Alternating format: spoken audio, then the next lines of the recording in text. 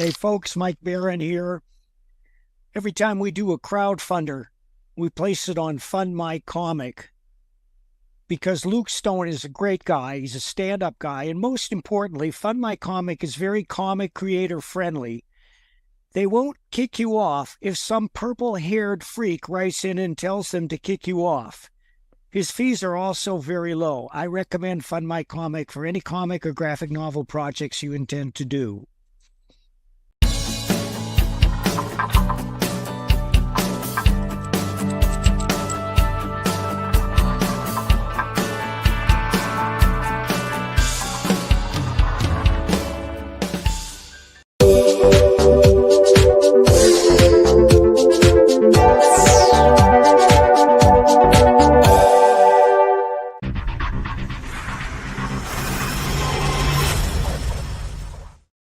In the middle of the night or early Friday morning, depending upon where you are in the world, a group of experienced comics professionals get together to examine and instruct about the art form that they love. That's great comic artwork on Comics by Night, Fridays at 5 a.m. Eastern, here on the Indie Comics Network, indiecomicsnetwork.com. What was that? This is not a charade.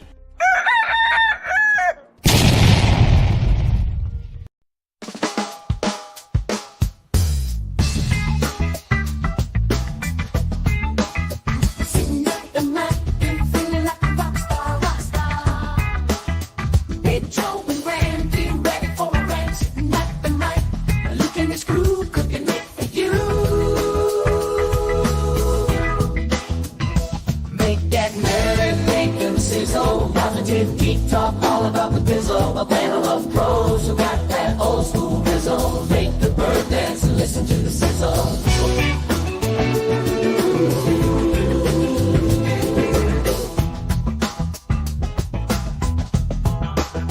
Sitting at the ranch and listen to the sizzle.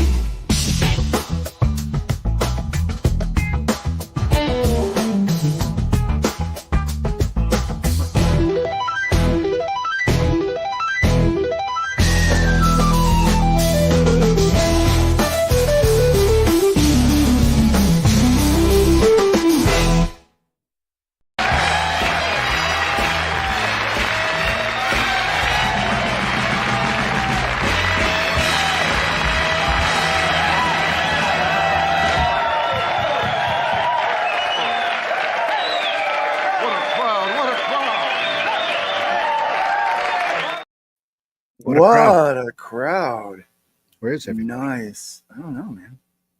I don't know where everybody is. This is our I guess a revival of the officially being back live on a Thursday morning. I almost forgot. Yeah, me too. I was like, oh, wait a second. We're doing a Nerd Bacon today. Yeah. Yeah, it's crazy. I remember sending out the link last night. I was setting up the studio and picking out some things to talk about this morning. Got some fun stuff to discuss. I think it's gonna be a good time this morning. We're gonna have a good time. Yeah, we are. We're gonna have a blast, Randy. Yeah. And we might have some other people join us here in a little bit, but we do return to the days of grown men acting like fools. Like who? For this, like fools. That ever changed? No, it's never changed. It's always going to be that way. We're all just grown-up kids, especially in this business. We're all just, most of them are spoiled brats, to tell you the truth. That's a whole nother matter. Oh, yeah. Speaking of spoiled brats, did you hear Hunter Biden got a pardon? Yeah, got the most sweeping pardon to ever be delivered. Spans an 11-year period of time. And so it's a lucky thing. His dad has already been ruled too incompetent to stand trial. That is absolutely true. Because what that pardon actually did was completely take away all of Hunter's Fifth Amendment rights during the time that the pardon was written up at, which means that if he is hauled in front of a Senate hearing or any type of investigative trial where he's under oath, he has to tell the truth. He has to come forward with everything that he knows, which is a lot, and which will probably never ever happen. And or either that, or he'll be in complete contempt of court, and he has to sit in jail until he decides to tell the truth. So the dude had kitty prawn on his computer. He had a lot of stuff on his computer. Yeah, a lot of stuff on his computer. I mean, this is not a good guy. I mean, I understand wanting to pardon your son, but what just ties into it's all crimes, future and past. Right. Yeah. That have been uncovered. But I think sometimes the best thing for an addict is to be captured. Well, you know, I think that's the case. But he's got the on brighter notes. He's got the wind out of his sails. He won't be able to make the money he was making before. So yeah. How was your Thanksgiving? It was excellent. It's really good. Went over to the in-laws' house, and the wife told me on our way, don't you bring up Trump to anybody. Don't you do it. Don't you do it. And there was a little table of us that all got together and right in the middle of the party and started talking. And one of the guys, Monica's sister's husband, tried to figure out what that is lineage wise, was real hard of hearing. So the conversation got a little loud. So, right. It was fun. This was me this year. Oh, I saw. There we are. The horse, pale rider. His name was Death. Pull up Revelation. Pull up Revelation. Not a bunch of crap like these New World Order pedophile devil worshippers. I'm so blown away by the power of our God that's almighty. Woo!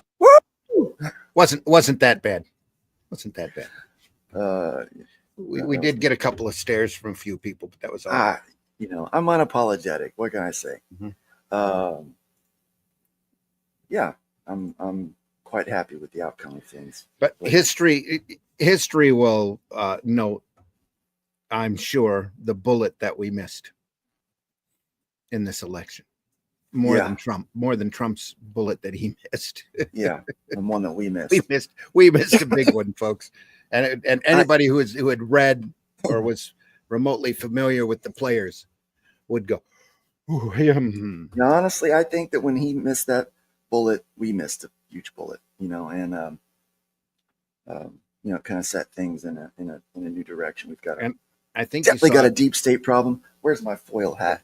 You saw a slightly different tone too in the way Trump was running. He got a lot more down to earth. He got a lot more realistic with things, and he were a couple times that he admitted that he knows he's not supposed to be here, and he's glad he's still around. It's like us, you know. He didn't quite die on the table, but he missed it by literally that much. So there's a perspective that changes. You're something about you is different after you experience. Yeah, you know, you get that urge to work at McDonald's again. That's what it is. Yeah. Right. Yeah. You just you take everything for what it's worth, both good and bad. You value those who value you a lot more. Mm-hmm. Than I remember. I used to worry about what other people thought of me. Yeah. You know, and I would try to remain, you know, kind of in a space where, you know. That's why our wives say we came out of this grumpier, you know. Yeah. Right. You know, and that's why some people might be like, "Oh, you woke up worse." No, I think I woke up better. I do like the way that I am. I'm like, if I did, I'm not seeing it. It's just more me. I'm just happy. Yeah. I'm a very happy person, especially spreading, you know, my mind. I'm super happy. I'm going to go ahead and pop the StreamYard link in the chat. So we're going to do something fun today. Since we've got a small panel today, we're going to allow people to pop in and, you know, tell us what they're thankful for and what they're looking forward to this holiday season coming up. Because this is like Christmas early, really. with us right now. We're bringing the bacon back. So we heard the cries, and we are here. So Yeah, there's about 1.5 inches of snow on the ground here, and it's not going away anytime soon. yeah, there is some snow coming. There's definitely snow coming here, but I'm hoping that it makes a turn. Mm-hmm.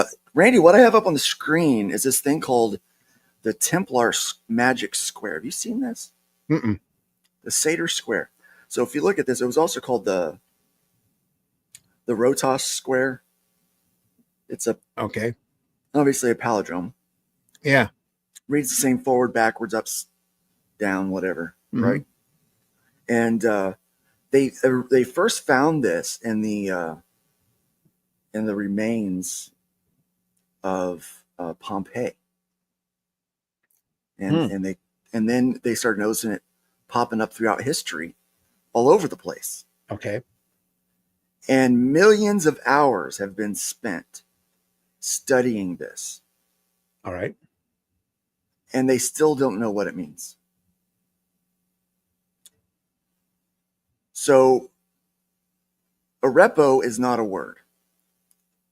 So far, all these are Greek words, and so Okay. satyr means like the farmer, the father, the potter, right? And then the tenant opera rotos part means they keep their creation in their hand, right? But no one knows what arepo means. It's not a word, so they think maybe it's a name. The farmer arepo keeps his crops in hand, or something like that. Or someone thinks that maybe this rep means like two. So A, alpha, to omega, O. So the father, alpha and omega, keeps his creation in his hands. So some people think it's that's an underground Christian thing, that if you would see this weird cipher, that it was for Christians or whatever. Mm-hmm. But I mean, millions of hours have been spent studying this thing, and without getting any closer to a solution. And this really reminds me of one of my favorite Archie comic stories, and I don't see it reprinted anywhere anymore, and I've got a copy of it here in one of the collections.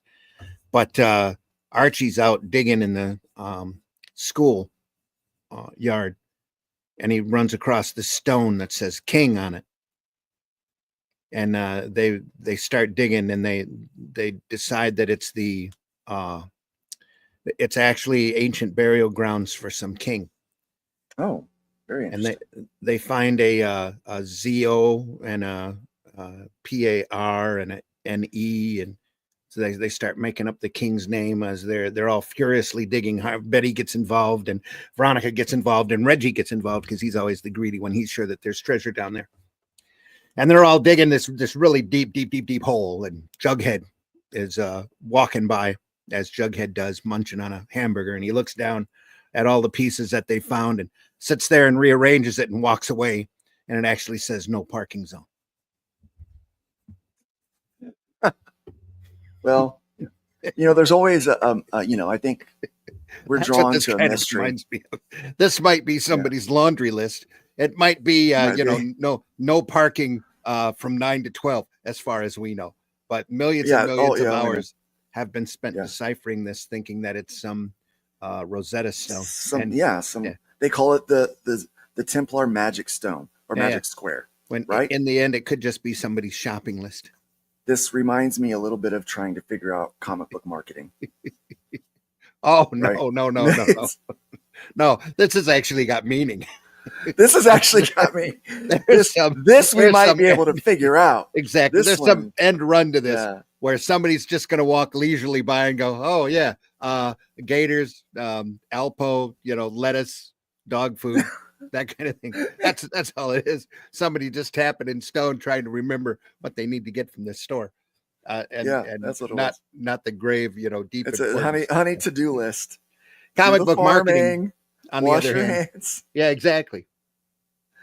Proper Today's episode, hygiene here. Yeah, today's this isn't episode. comic book marketing at all.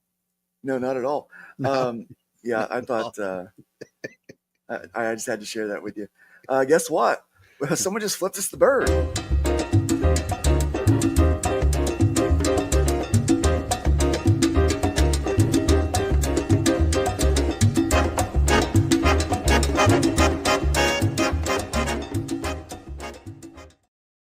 Thank you so much for that $5 super chat. It definitely goes to help keep the lights on around. I do appreciate it. Hello, lads. Hope you all are having an extra crispy morning, except for Luke, who gets, oh no, what's that? Points and then runs away. Every week it's something funny with this fellow here. I like this guy a lot.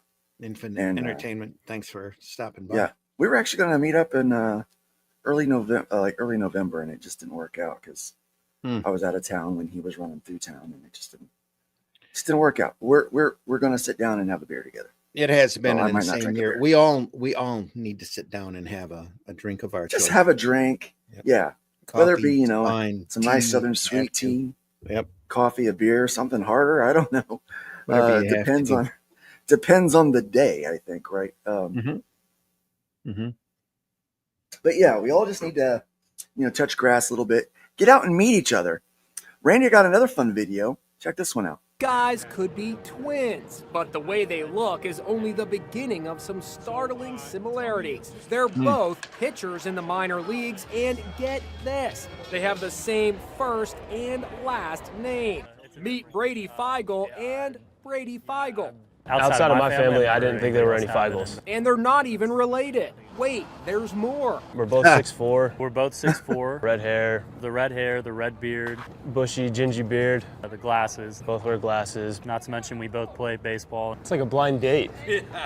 We brought them together in Cedar Rapids, Iowa. Man, I'm Brady. Nice to meet you. You too, man. We also found out they even had the same medical procedure on their elbows, known as Tommy John surgery, by the same doctor. Brady's girlfriend, Courtney, wanted to meet the other Brady. I mean, they look alike. It's the red beard. I want to say not all redheads look alike. So who's the better ball player? The spirit of generosity must run in their blood, because they each suggested it's the other Brady. I'd go ahead and give it to him a little bit. We'll say he's definitely the better college player. These Bradys say they'll stay in touch. I think it's awesome that there's someone out there who looks like you, but to have the same name and look similar, it's pretty crazy.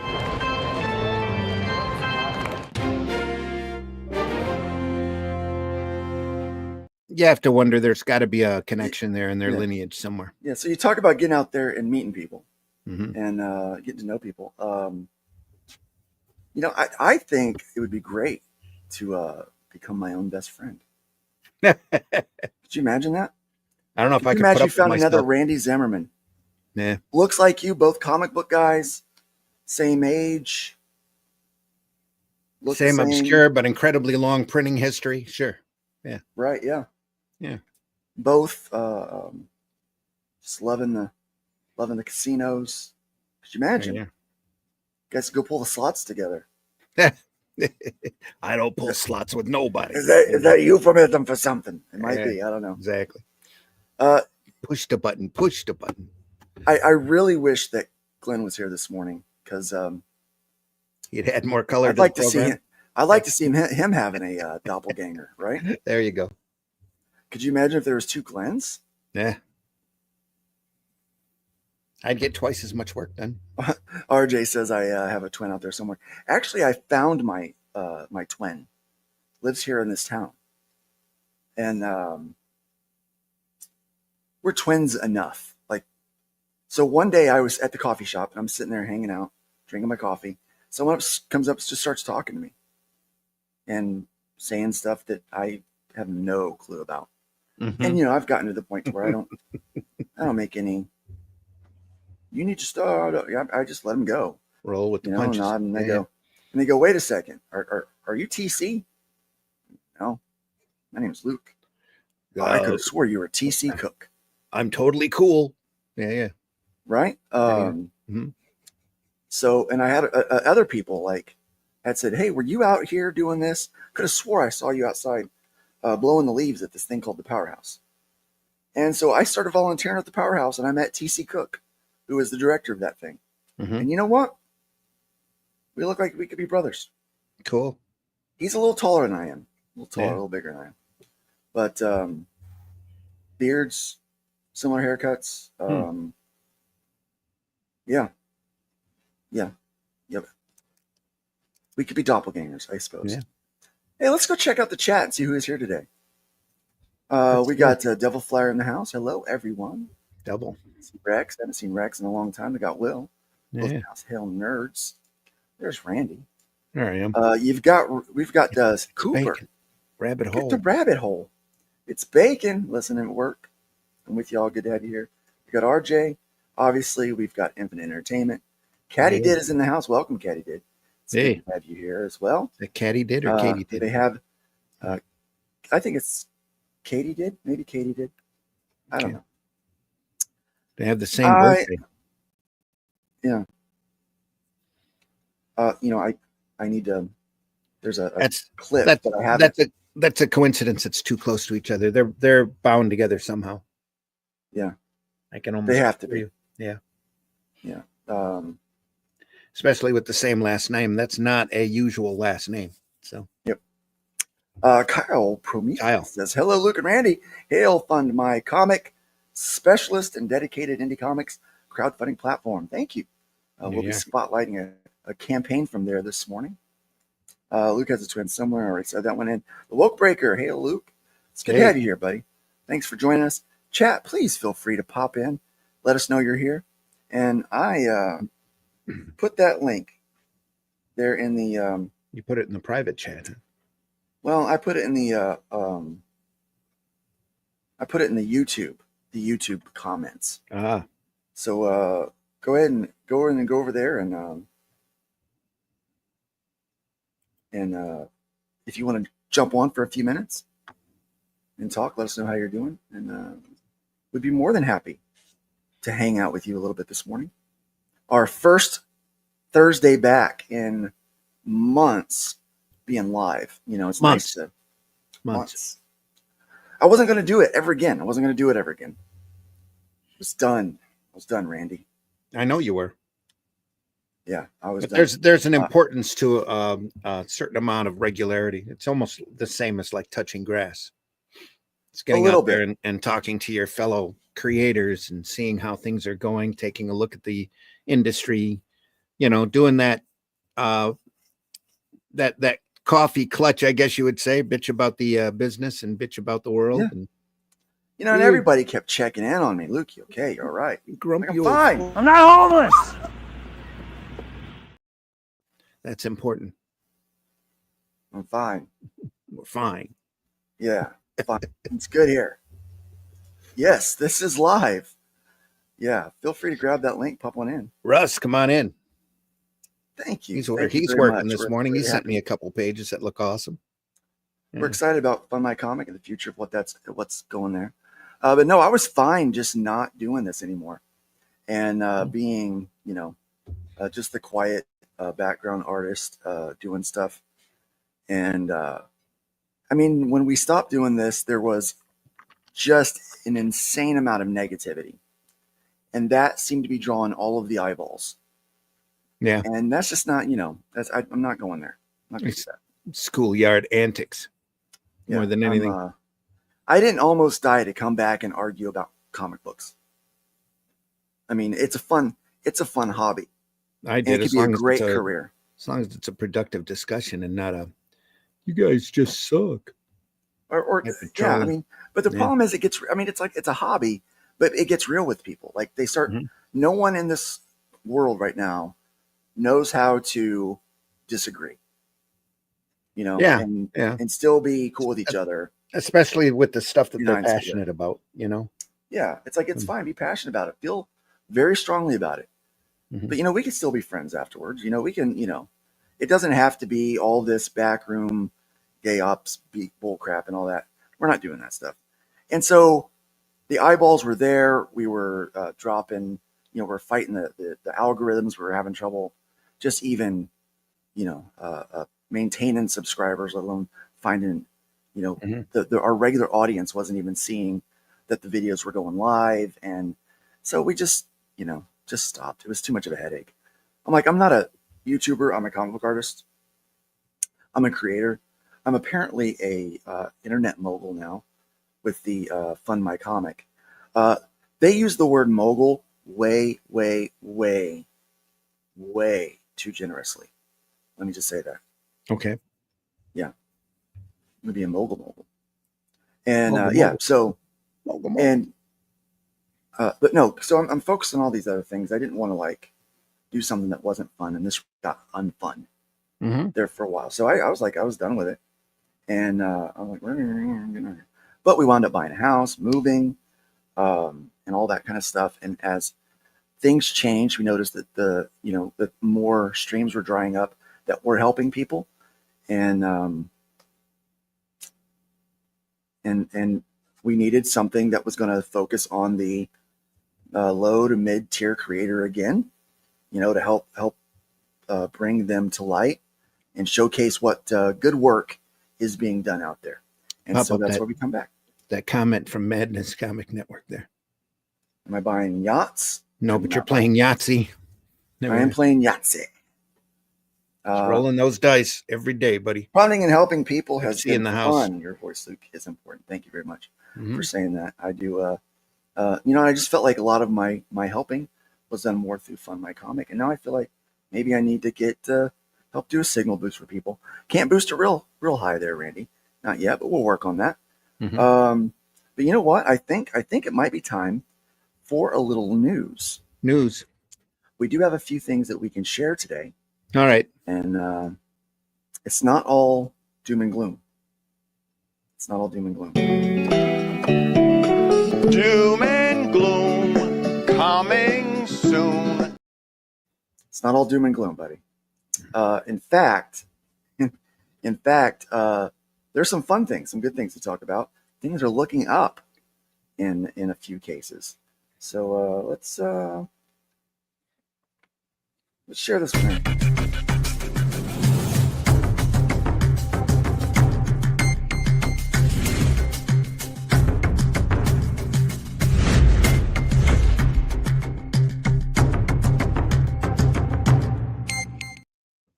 Indie Comics Unlimited Live. We've got some news. This is That a little almost looked like the Herculoids there in the banner. Almost. a little bit. This is a little bad, okay? So there are more cuts in the graphic novel space at this particular Target store over in Madison, Wisconsin. Early in the month, they, back in February, they noticed that there was cuts. They shrunk it, and it's been even more. So we're going to take a look at some of the images here, and this is what you get right here. That's their entire graphic novel display. That and the little bump out next to it. That's the kids' new releases. There hasn't been Yeah, any new and then- releases for kids. Yeah. Yeah. And then I guess they got one other side to it. That's not Maybe a 2 or graphic 3 novel sides there. section. That's a kids no. book section. Yeah. Yep. Diary of a Wimpy Kid's not a graphic novel. It technically is these days, I guess. That's a stretch. Buy 2, get 1 free. Yeah, things are Well, that might be the odd manga stuff. I could. well, and see the that truth is, people having a aren't rough time going. catching on. People aren't going to Target to buy their. I was just going graphic to say that. novels. Plus, it's Target, so they are a national brand, but they are they're having a real rough time surviving. Nobody looking for books goes to Target. LOL. Says yacht buying Pops out there. Yeah. Yeah, Pops is one of the few that has been consistently out 5 there years. promoting, signal boosting the small to moderate size creators, publishers. Well done, Pops. I smell bacon. Yes, bacon is back. Benjamin. Welcome, Gray Wolf. It's good to have you See here. Ben. Yeah, Gray Wolf. But on the good news, You can't judge the entire market by one Target store. That's you the cannot. Somebody famously said that before I did, I'm sure. So especially with the way Target's going. So I don't have a lot of faith in that retailer. They're right up there with Walmart as far as I'm concerned. Yeah, I've never really cared for Target. Pro graphic novels. I'm not a white lady. White ladies love Target as much as they love those giant mug things, those giant mugs, and then pumpkin spice. I see V2. I see pushing the knife in on that Pro headline. Yeah. Yep, Pro. They really do. The only way to get this is to go Pro, and so I did for you guys. We went Pro. These might have to start an OnlyFans now. Some sort of Patreon, maybe. Yeah. We keep all the subscriptions up. You keep those super chats coming in and those memberships coming, because it's going to help pay for what we're doing here. So check this out. Oh, again with the monies. Let's go back to the Pro articles. Markets. Yeah. There we go. No, that's another one. There we go. No, not floppies. They don't give us the numbers we want. Here we go. Well, on top of that, you have to remember anymore, this is just a sampling of a set amount of retail shops. This doesn't necessarily reflect the entire market. So this one, and we're back in October. Oh, that's last month. So, that's back in October. Yeah. Oh, they're not pumping out the current numbers. All right. Well, let's What's talk about that? this. Is that Dogman article about the Target there? Yeah. Is that what that is? Yeah. Okay. Black Friday sales were up over last year, with online sales leading the way, according to MasterCard's Spending Pulse. Overall sales on Black Friday were up 3.4%, according to the report, with online sales, which typically include orders placed online but pick up in stores, up to 14.6%, and brick and mortar sales up 0.7% over the same day last year. For the full weekend, 197 million people shopped in stores or online, according to a study released by the National Retail Federation. That's down slightly from the 200.4 million shoppers last year, but still the second highest ever, and ahead of the NRF's expectation of 183.4 million shoppers. That's a lot of people, Randy. I'm sure they picked that number using hard science and a dartboard. So here we are. Yep. Flipping the dollar sales trends. There were more in-store. RJ Williams says he who controls the pumpkin spice controls the white girls. There we are. Yeah, that's very true. Welcome, Mad Ruth, and Pixel is in the house. Good Mad Ruth in the house. Hey, Pixel. Good to see you, bud. Flipping the dollar sales trends. There were more in-store shoppers this year, 126 million over the weekend, up from 121.4 million in 2023. And fewer online shoppers, 124.3 million, down from 134.2 million last year. So it looks like that customer base is just switching. Yeah, that's probably due to everybody maxing out their credit cards in order just to survive at this point. And what little spare money that they have, they're running to the local shops. I think it is hopeful to see that shopping is up, that's a better Black Friday this year. I think people are hopeful about the future. Stocks are looking good. Crypto is looking good. So I think maybe there might be a little bit of that in play. Last year was doom and gloom. It was bad last year. Yeah, we'll see in a couple months. Everything goes. Yeah. Things will settle down. Hopefully after January, we'll just see what happens. I'm pretty good at predicting this stuff, and we've predicted a lot of things on this show that we've seen happen in the industry and in our current American culture. I predict that people will throw a fit that Orange Man is back in the office. They're already throwing a fit, dude. They're already throwing a fit. But I feel like some people are going to strategically try to tank the economy, right? And I feel like about 12 to 18 months, that will get resolved. So I think there might be a dip in things for a minute. That's what everybody's I feel like predicting that'll at the resolve. moment. Yeah, that's Yeah. pretty much what everybody's predicting at the moment. Everything will go once things settle down a little bit and people realize that the evil orange man is not out there to take away everybody's rights. It might, Right. Cool off a hair and things start turning around. What I want to see is the gas prices go back down and the availability for paper and pulp rise back up again, because Lower those prices. Yeah. there's some definite manipulation on both of those markets that need to be corrected. Now, there's Definitely. a lot of stuff out there, like exactly how bad is the bird flu to cause a dozen eggs to go up to $8, and right. just little nasty, tiny excuses people, especially these corporations, have to jack up their prices. Definitely, energy coming down is going to help. Yeah.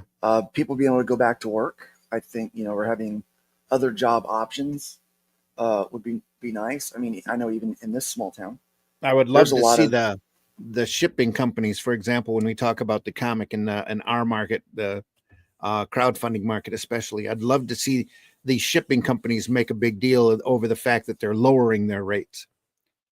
Sometime that would be kind of interesting to see. Yeah.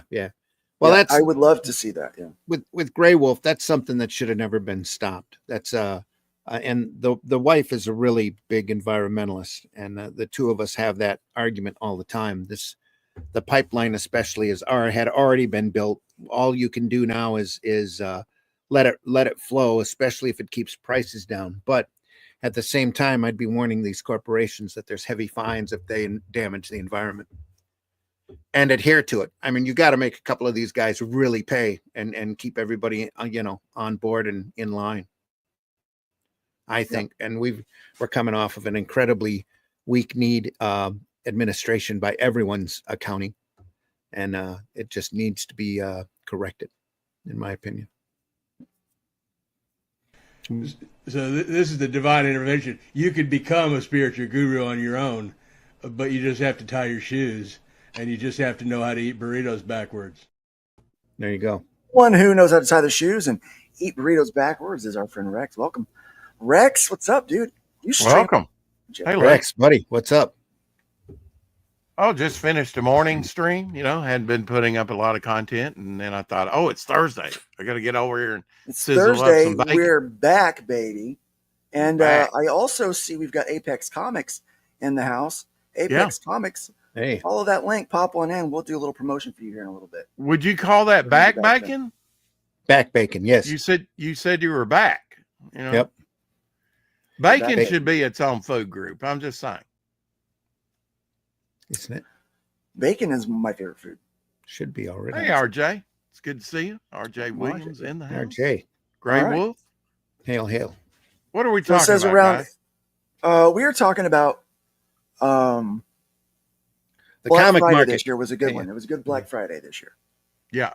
Overall, how do you think, in the CG realm or whatever, the independent realm, because remember last year, 2023, there were a lot of predictions, I think, in crowdfunding we're going to do any better. Did we live up to that in 2024? We didn't do better. Do you think? No, I don't either. No, in fact, we here were one of the few that were saying that crowdfunding is going to get leaner and leaner leading into the election. Mm-hmm. And just because of the economy. Because of the economy and because of the uncertainty. Right. People were afraid. I mean, are they going to steal another election? How's this going to work out? Oh, yeah, a lot of apprehension. Mm-hmm. Now, let me tell you something. Here's what's funny. I had a conversation with someone the other day. They go, "Are you an election denier?" I go, "I am now. I wasn't 4 years ago. 4 years ago, I was like, we just got the pants beat off of us, right?" And then, as facts started to come out, and then after seeing the results of this year's election, there's 20,000 or 20 million voters unaccounted for. from one Oops. election to the next. I'm like, yeah, okay. They just You know, disappeared. one of these things, like, okay, you know, I'm a fact acceptor. You know, I'm not an election denier. I'm a fact acceptor. And I COVID can believe the probably facts claim are a definitely 20th of correct. those, right? Yeah. Anyway, Right. Yeah. Yeah. 20 million people 1/20th. died. Mm-hmm. Yeah. I don't know. So, I mean, Yeah. people were concerned about that. People now are still concerned about, you know, what are things going to be like coming through this. And so always on election year, crowdfunding is down, especially when we're in a recession like what we are now. Yeah. You know, those things are always going to be problematic when it comes to any kind of entertainment source, especially one where, like, we're saying, give us money today for a book later. You know, Right. it's, you know, it's a big ask sometimes when people have a hard time paying for groceries and paying their mortgages and rent. You know, Yeah. so we knew it was going to be down. I think it might turn around now. I think we're going to start seeing a gradual turnaround over the course of the next probably 24 months. We're going to see things start to improve again. Right. But on top of all of the economy issues, there was a lot of infighting within independent comics and sectioning off and fracturing the fan base. And it literally, I watched people walk away from comic books that were longtime backers and supporters. Yep. That said, I'm done. I'm out. I'm not doing Why this. why bother? It's just anymore. drama upon drama. Yeah, they're like, I'm Just not going to do this anymore. And so, BS upon BS. Yep. Well, plus when you're in the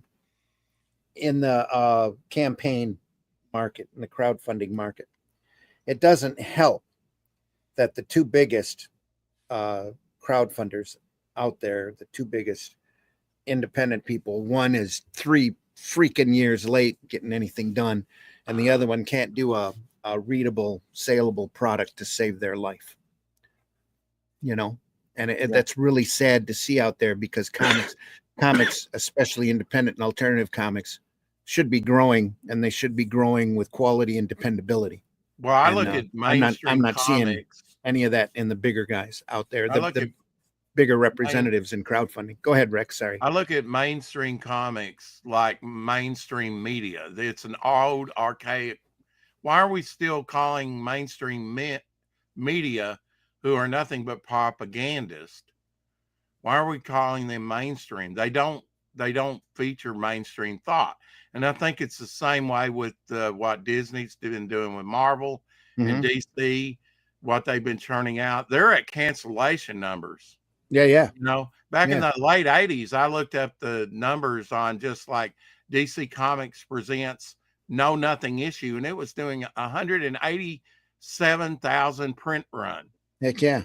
And Batman's not even doing that now. Spider-Man's not doing that now. Yeah. All the momentum right. is on the independent side, but we're going to stumble. But I still think that we're, you know, if we can get the distribution right and, you know, make the right Rex, moves. see, that's the problem. That's You the know, big problem. we're living in a new era, and we're Yeah. still trying to do legacy publishing, like you know, let's call it legacy, the legacy style publishing with Russ. independent properties, and that's, you know, we're trying to think in terms of, I mean, so Batman prints a few thousand, probably 100,000 copies, right? You can't afford to print 100,000 copies and make a comic book, but that doesn't mean that your comic shouldn't be made or the story shouldn't be told. Absolutely. Right? Yes. There's an entertainment out there, but you need to find a sustainable way to produce that work while at the same time being able to provide it to the customer at a reasonable fee. And I'm so sick of people regurgitating these arguments that indie comics are too expensive And I understand you want clout, you want clicks, so make your little videos. But you know what? I'm not going to watch them. And just, if you could, please shut the F up. I would like you I just to think shut up. most people Right? had, especially early on, a lot of enthusiasm. They were watching a lot more of the YouTube and what was going on. It was almost a necessity to keep up with what's going on. I think that's kind of died away, and a lot of creators have been focusing on their projects and just kind of been a lot more quiet and streaming less. Well, we've driven a lot of people away from these YouTube channels. Yeah. Yeah. If you look at the subscriber numbers of all the bigger YouTube channels, they're all down. They're all down from what they were 2-3 years ago. I don't think you can go by subscriber numbers per se. I think it's the viewership numbers that you need to be looking at, and they are. Well, I mean, even when you look at they're that, going down. I mean, yeah, a lot of it is going down because of our man baby issues that we run into. That's exactly what it I'm is. guilty. Man baby. I'm issue. guilty of it, right?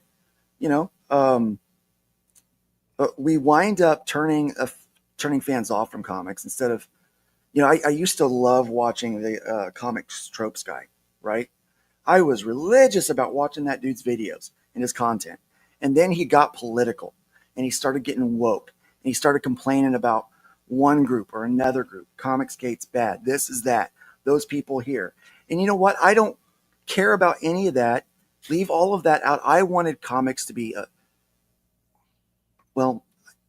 comics can be whatever you want it to be for you. It's your fan. It's your hobby. Mm-hmm. You engage in that hobby the way you want to. But the problem is a lot of people that have these shows have started turning things into turf wars, and I just don't think it works well for people. I don't think that there's not a lot of neutral common ground where people could come together and be like, you know what, I like this book. You know what, I'm a fan of Flash. I hate the Flash. I'm a fan of X-Men. I don't like the X-Men. And they can still sit and talk about the love of the art form and the books that they do like and find the things that they do connect on. Like, I know a lot of people, their favorite character is the Flash. I can't stand the Flash. I think he's the dumbest character ever. What's he do? He runs fast. That's a dumb character. Some of the stories are really cool, but it's just a dude that runs fast. That's not a superpower. That's not a hero. That's a Jimmy John's delivery man. That's what that is. But anyway. Well, none of these corporate comics are writing heroes anymore. Anyway, they're just writing people with given powers and how fast they can eat pizza. I'm working on 2 books right now that, or who they want to screw around with in bed. Yeah. So. I'm working on 2 books right now that aren't even mine. I mean, I'm working for other people. One of them is Pawn. It's a horror that I'm really vibing with. I like it a lot. The writer is quite talented. When people get used to hearing, when they start hearing his name, reading his work, he's gonna be known. Like, people are gonna recognize him as a quality writer. And then I'm working with another guy, and it's more. It has a lot of political commentary in it, which is funny. When they hit me up originally, they said, "Would you be willing to draw a book?" I mean, he goes, "I'm kind of right wing, so there's a lot of that stuff in there." I said, "I don't care." I said, "Do you pay?" Do you pay in American money? Because as long as I can spend it, I'll draw it. I don't, I guess I'm a bit of a whore that way. You don't want to name the projects? No, because I don't want. I haven't been given the green light to talk about them. Well, I interviewed someone, but I can't remember who it was now, that you're doing the artwork on their project, but I can't remember the name of the project. Is a guy named Henry?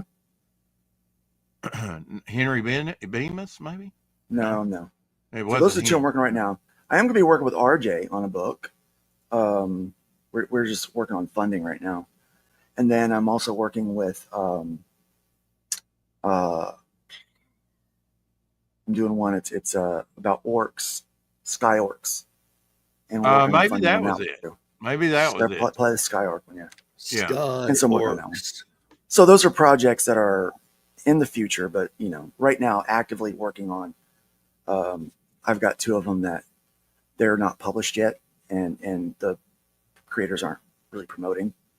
So I'm I'm just kind of hanging in the back, doing the work for them, and kind of waiting for when they start to really ramp that up. Then I'll talk about it. But I mean, this, so this other book, it's got a lot of action, and it's, it kind of it's highlighting heroes and, kind of the deception, the deep state deception that can make even a good guy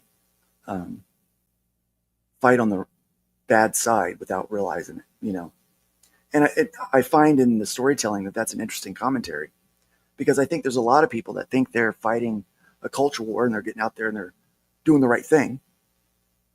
Let me change views for a little bit. And I think they think they're doing the right thing, but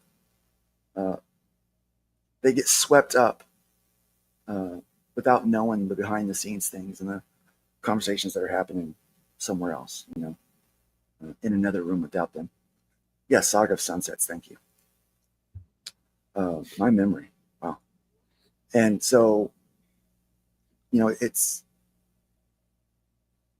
complex because I've seen a lot of people that, start fighting those, they're planting flags and they're fighting, what they think is a just cause. And it Welcome turns to out the that gray they were beards, bamboozled. although I'm shaved mine off. It would come out white, Going gray, yeah. I just decided to let it go that way. Yeah. Wow. I'm telling you. I've earned it. That's a I new feel look. that way about my hairline. It's going to go however it's going to go. And if it's gone, Right. it's gone. So.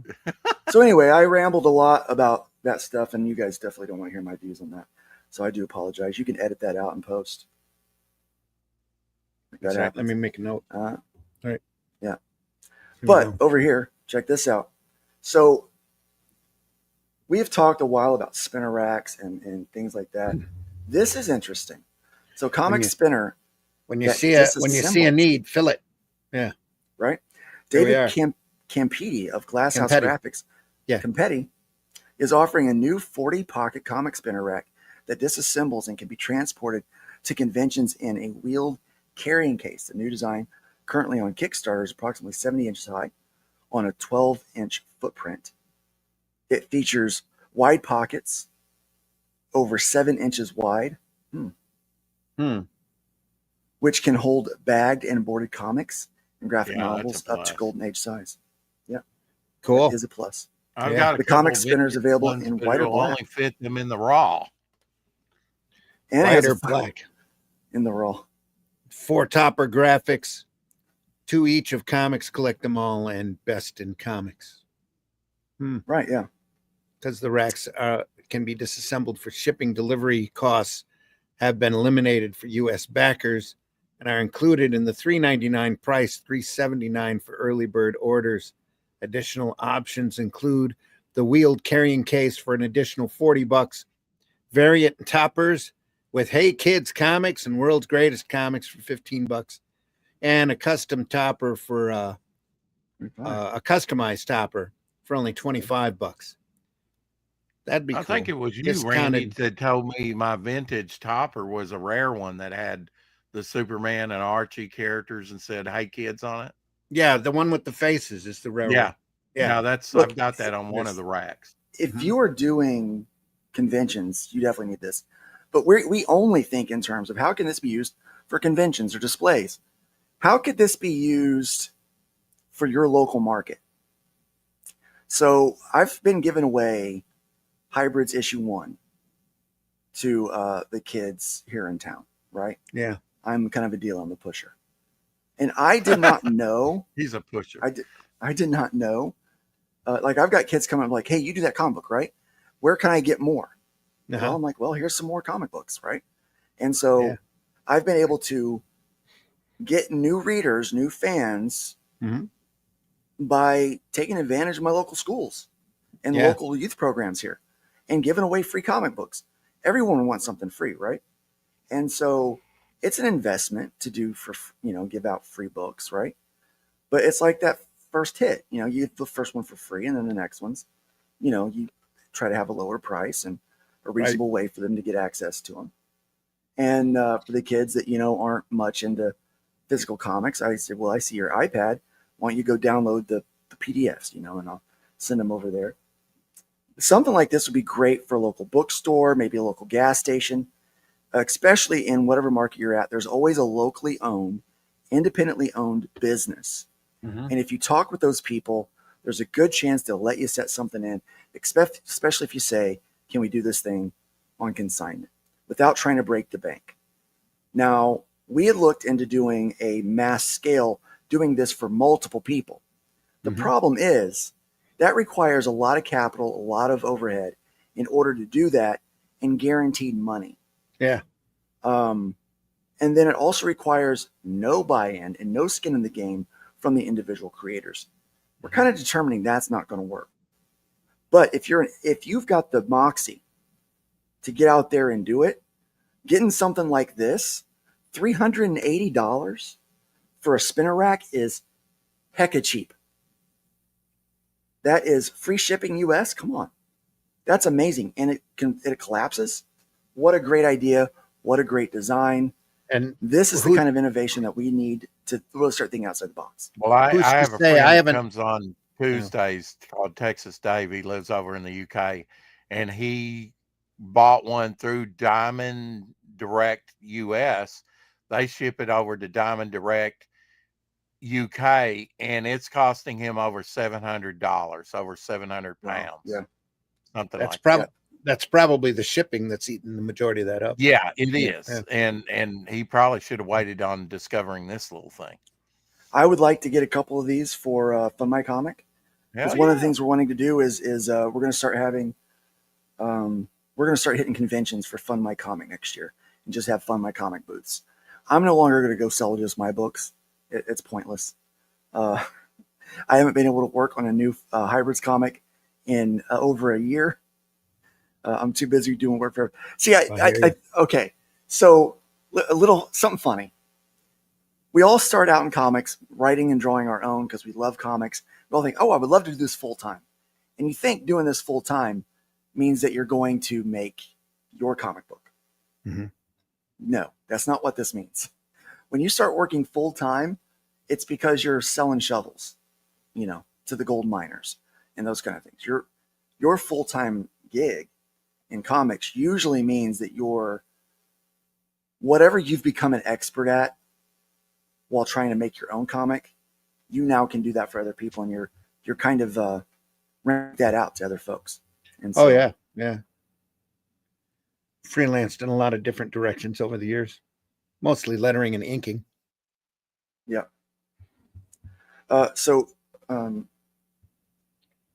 Here's interesting. Because the rack can be disassembled for shipping delivery. Oh, we've already read that part.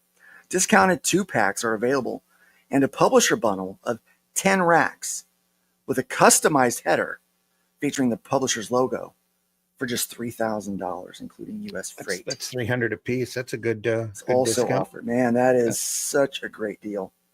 Man, if we had $3,000 for Arrow, we'd probably do it. But, I think we would. We're hit as hard as anybody else is, kids. Just to have everybody have an Arrow Comics rack to display all the stuff on would be amazing. Yeah. We don't quite have 40 new products out there, but I think we're going to be really close here within the next couple of years. This is great news, guys. Comic retailers are matching donations to BINC, and plus, one of our one of the friends of the show here, Mike Barron, and his partner Rude, they're donating comics to troops. And there's going to be other ways that you can support. This article kind of shares other ways to support. Let's check this out. On Giving Tuesday, the comics community is stepping up. A comics retailer has pledged to match the first 10,000 in donations to the Book Industry Charitable Fund beginning on December 3rd. They missed it word. 2024. Matching, look at that. Editors are important. Comic retailers pledged Editors to are match important. first in donations to the Book Industry Charitable Fund beginning on December 3rd. Matching gift comes during, end of year fund campaign, I Stand with Books in comic stores, which aims to raise $150,000 by December 31st of 2024. That's a lot of money. Comics, games, and books have been a delightful part of my life, the retailer who chose to remain anonymous in a statement accompanying the announcement. The stores that support them have been my job, my passion, and my relief. Bink helps give back in support of independent stores when we and my relief. What? When we need it when most. When we need it most. When we need it guys. most. Bink supports booksellers and thank you. comics retailers in a variety of ways, including travel grants for conferences, free mental health services. Oh, so important in the comic industry, especially right now. Bink offers mental health support in retailers, and most recently, hurricane relief. Bink gears up to help retailers affected by Helene. Meanwhile, the co-creators of Nexus have both stepped up individually to offer support for Comic Books for Troops, CB4T. Artist Steve Rude has donated $7,000 worth of books, each of which will go into a care package for troops overseas.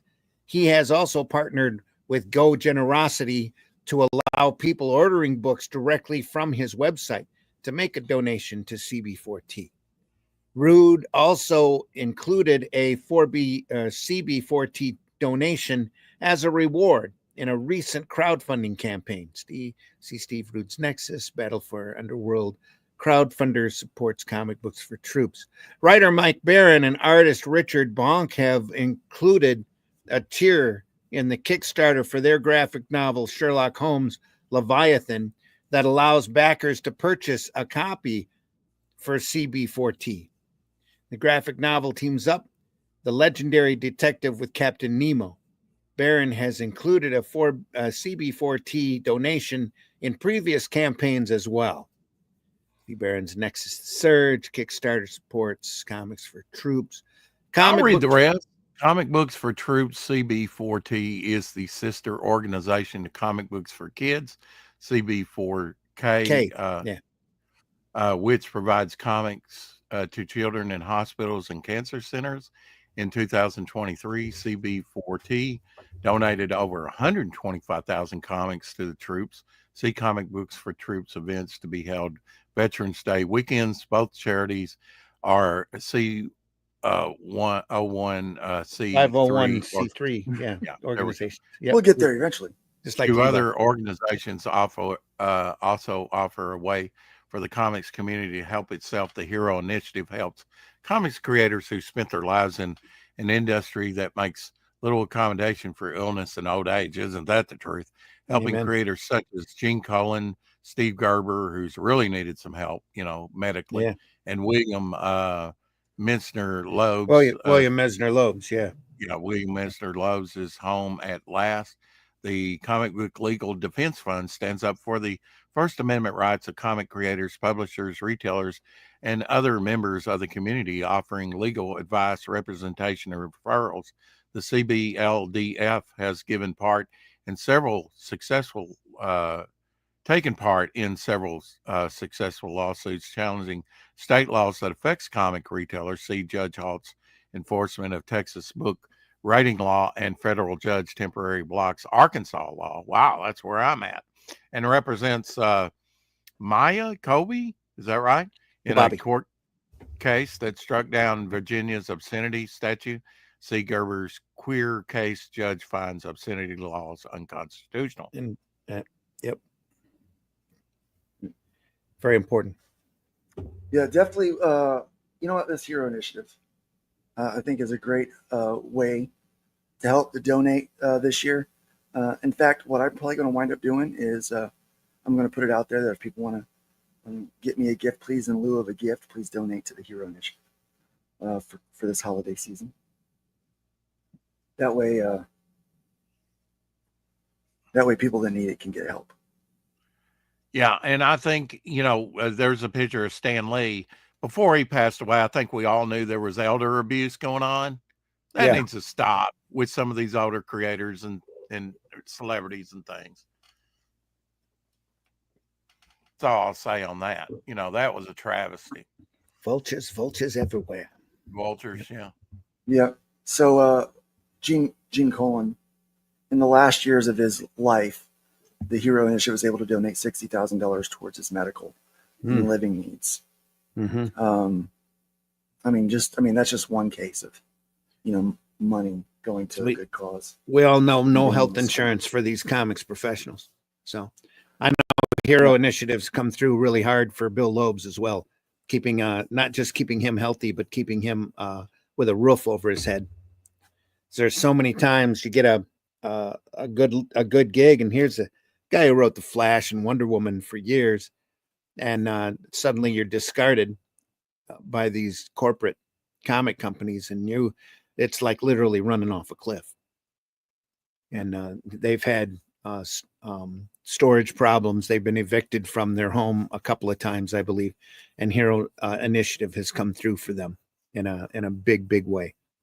So can't recommend that charity enough. And I got my start in comics with Bill Loebs. So, like I said, I can't recommend that charity enough. Yeah, I know it. And here, if you guys overprinted your books and you've got a bunch of books just sitting around, why not donate them to troops? Right here, comic books for troops and comic books for kids, and donate to those. In fact, I just so we're almost done moving everything from the basement of the old house. So we got an extra week to get everything out because I was sick last week. Well, I've still got probably 1,000 pounds of Liberty books for hybrids. Man, yeah. And I'm like, I want to clear out, 6 or 7 of these boxes, 600 or 700 comic books, right? And I'm actually going to be looking at comic books for troops to get these books off to them and put them in hands for people to read. Yeah, if there was some way to get them to them without those. Yeah, if there was some way to get them to them without the heavy shipping costs, I'd do it in a heartbeat. That's what I'm gonna figure out with them. So yeah, I'm like, I got a bunch of books I need to get rid of. Where are they out of? I'm not sure yet, but I mean I know they've got contacts. So I've got copies of places. Hero Bot Revolt and Only Death Can Save Us #1 that we could do. Man, that first Hero Bot would be great for comic books for kids. And they're all accessible, which is the thing. It's not like one of 6. Well, I think Only Death Can Save Us is one of 3, but it's all readable, and they're just sitting in my garage right now, not doing a lot. Yeah. So yeah. Good things to get involved with there. Guys, that was the news for today. Ta-da. That was the news. That's what I got there. Yeah. So things are going well now. Some bigger news.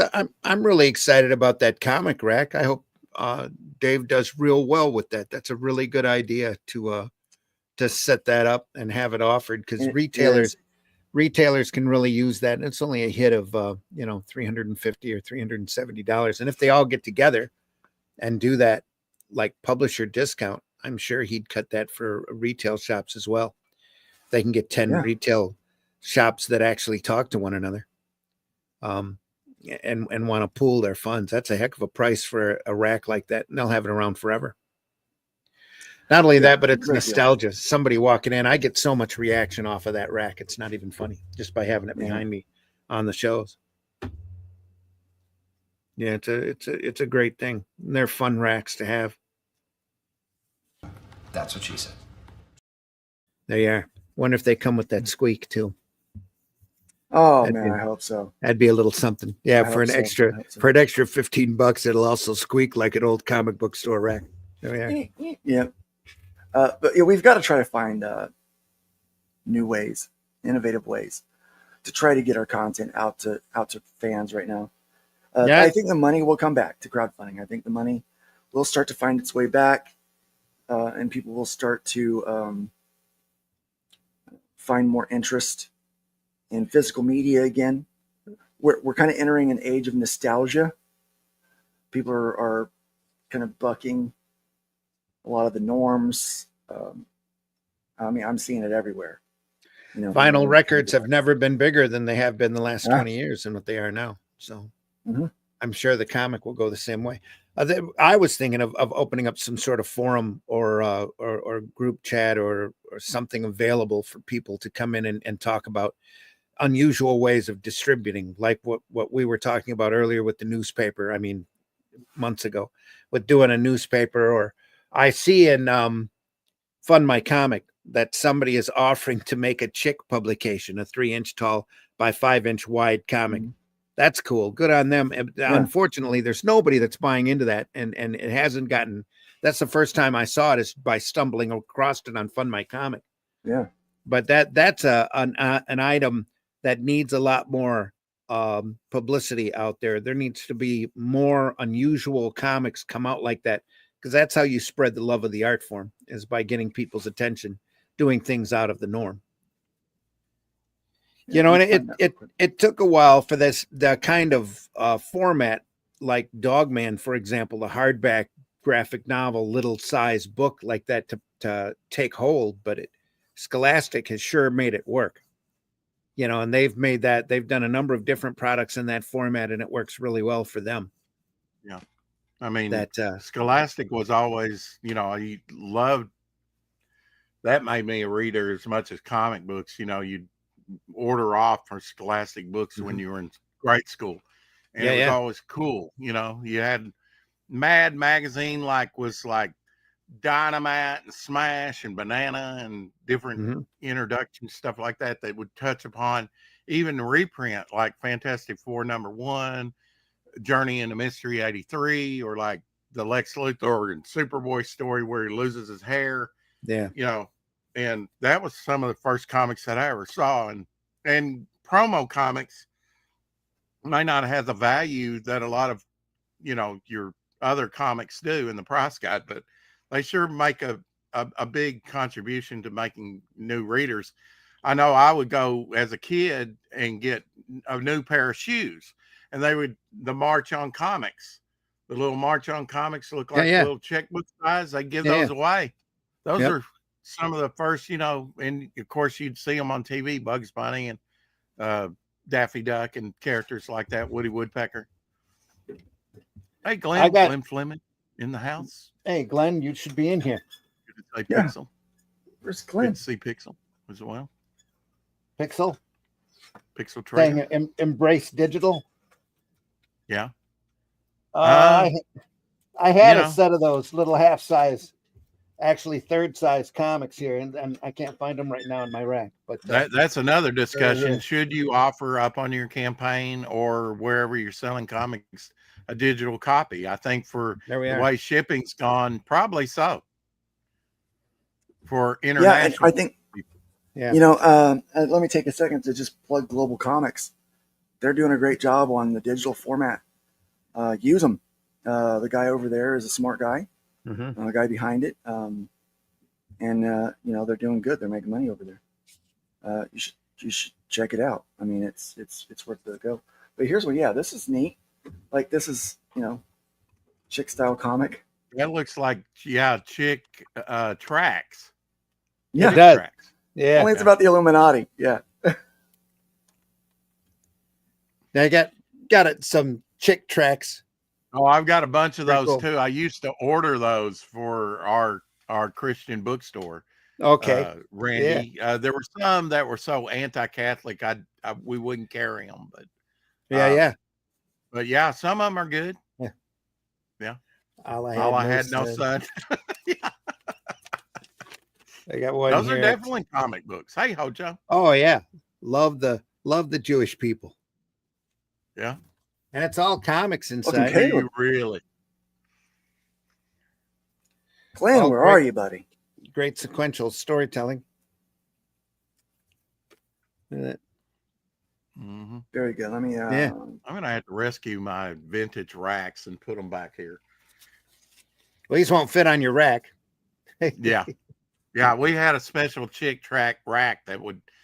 Oh, did there's no telling how many. Slots, 50 something slots on that thing. Yeah, I think alternative ways of getting things out there. It's what we're going to have to do. Like the newspaper, we're working on a newspaper comic, Indie Comics Unlimited, and the holdup on that has been really figuring out the printing and shipping costs. There's a deep need to get it out to the masses, and that right now it's not cost effective. Well, yeah. Well, the thing is, we have retailers that will carry the newspaper. We have 3,000 units accounted for. So 3,000 of these every month will go out. And the problem is you need at least 5 or 10 in order to make it cost effective. Well, then we we're have to trying have figure ads out, that pay for it. Yeah. Right now, that's the trouble, trying to figure out what is our bottom dollar going to be so that we can. It's about time, Glenn. Listen, listen. You won't believe this. I just realized this morning that I do have a life outside this. You do? Okay. What's that like? Allegedly. Allegedly. There you go. I wonder. Well, I wonder as well. You got out and touched some snow this morning? Is that what it is? Real friends? Instead of touching grass? No, it's just bucketing down with rain. Just been doing a bit of Christmas shopping, you know. We just got snow. I have very little life outside of this office. Of course, this office is like 2.5 times bigger than my last one. I mean, look at all this space, and I've got trunks and stuff Where's that the are still stormtrooper? I still have to. He's in the closet right now. He's in the closet. He's about to come out. As is most of Star Wars, but that's a whole nother story. Yeah. You try and go just anywhere to the monkey. grocery store or bookstore or whatever, and yeah, the Christmas crowd is out already. You know. Yeah. That's It why it is. Yeah. That's why we Traffic went is today. mad. We won't have a lot to do now till January the 18th. I woke up this morning and I asked Alexa what the forecast was. And she says the current temperature is 14 degrees. Wow. And I don't remember a thing after that. I passed out for a minute.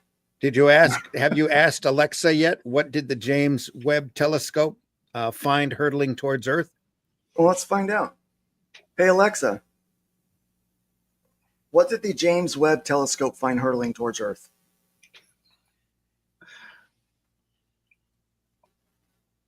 I would have to change your voice to the voice of Hal from 2001. Yeah. Sorry, Dave. You're going to freeze to death, Dave.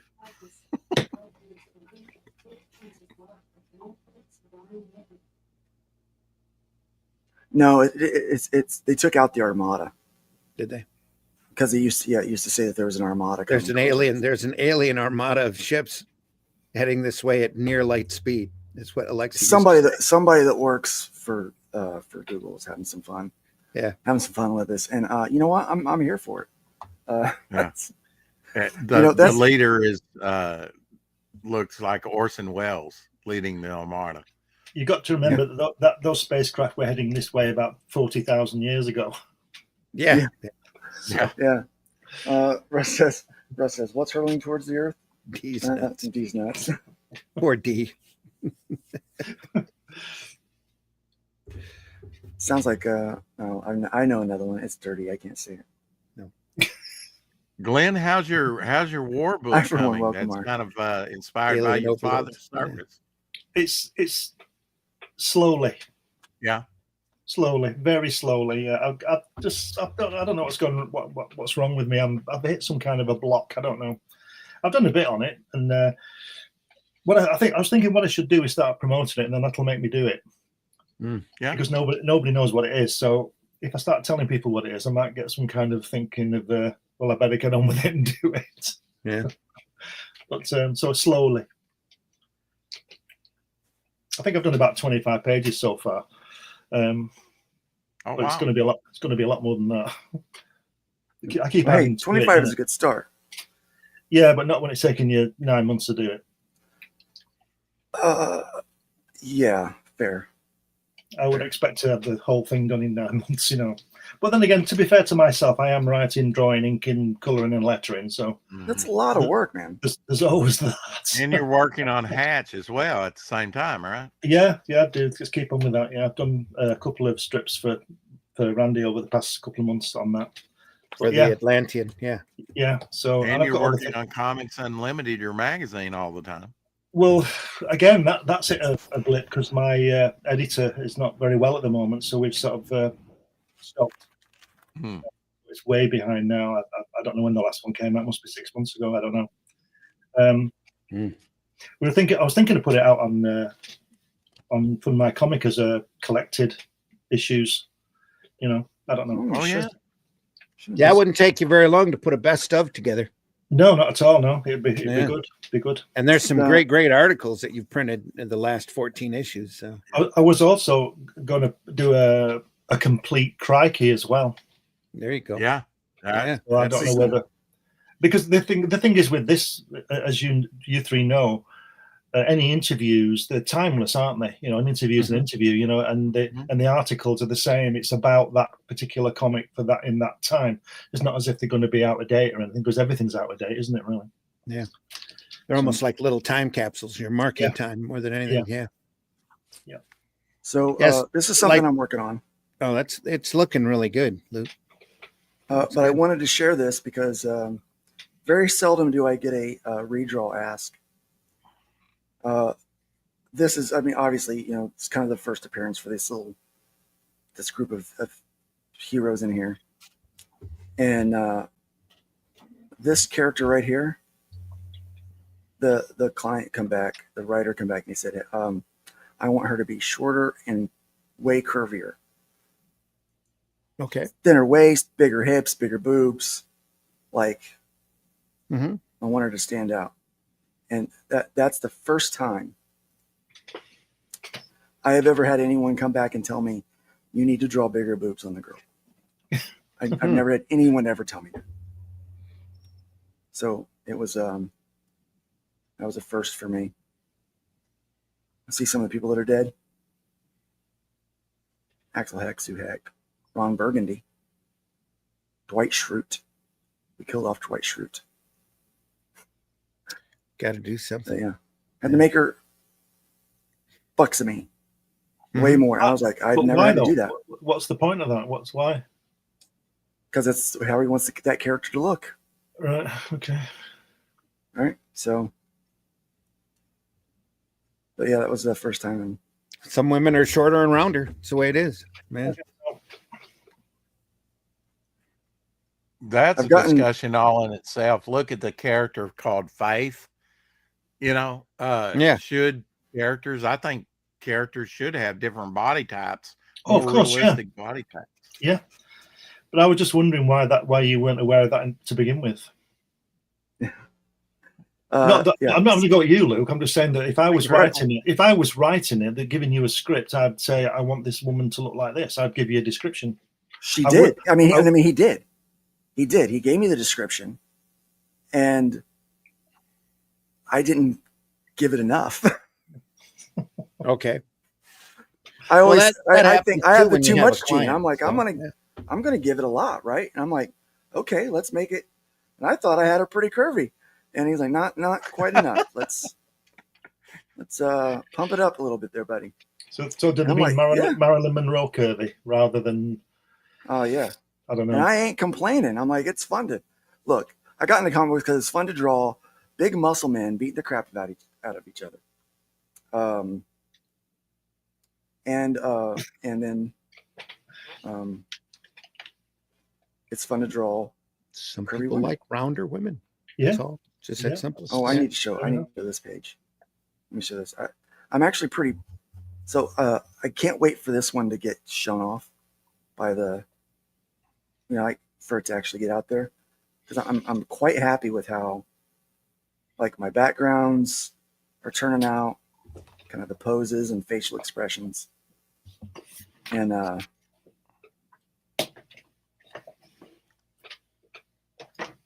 it's coming along pretty nice. Russ says tits and dragons. Yeah, there we are. Fun. It's always fun. Yeah, it's one of his mandates for the Atlantean. Okay. What do you want to draw, Russ? He flicks that dude right in the face, knocks him out. Yeah. It's a fun book. There used to be an underground character named Super Tit for a while. Was there really? Wow. Heck yeah. Tits and dragons. Used to whip them around like lassos and throw them all over the place. Oh, Yeah. So Great yeah, so I just underground wanted to character, share- like Banana Man on the comics thing. So yeah. Can comics do? I've got a really good question. Yeah. Can comics do anything without being censored anymore? I mean, there's not an authority code, there's not a 50s censorship type thing anymore. Is it anything goes at this point? It's like society. You're always going to trigger somebody out yeah. there. The new, no matter what new, you do. You're the gonna, new comics code is not called gonna like- woke. Yeah. Yeah. Yeah. It's like, It's the like woke code. Yeah. It's just how willing are you to be canceled? Mm-hmm. Yeah. Or Yeah, not even canceled as much as how willing are you to take a little heat for doing what you're doing, as long as you're making money. That's the big problem. If this market was bigger, if the people who are reading comics were had a larger pocketbook, you'd be able to do literally whatever you want and make a living at it. That's the rough part right now. Yeah. And too many people out there think that they have to please the common denominator. They gotta walk that wire, and that's not necessarily what comics are about. Yeah. It's that Shakespeare analogy, isn't it? In Julius Caesar, when he says, "If this be treason or something, who shall call it treason? For if it prosper, who will call it treason or something?" Some quote like that. Do you know what I mean? Something It's like that that. kind of thing. So if it's making 10 zillion pounds for somebody, they're not going to cancel it, are they? Right. There used to be a line of decency, if that's what you want to call it, as far as how much nudity, how much drug use or violence. But now I think you can do just about anything, can't you? Well, the thing with that, do you draw the Flintstones naked? There's a market for that. Once those lines are drawn, people want to draw up against them, and they want to test them and push them and see how far it goes.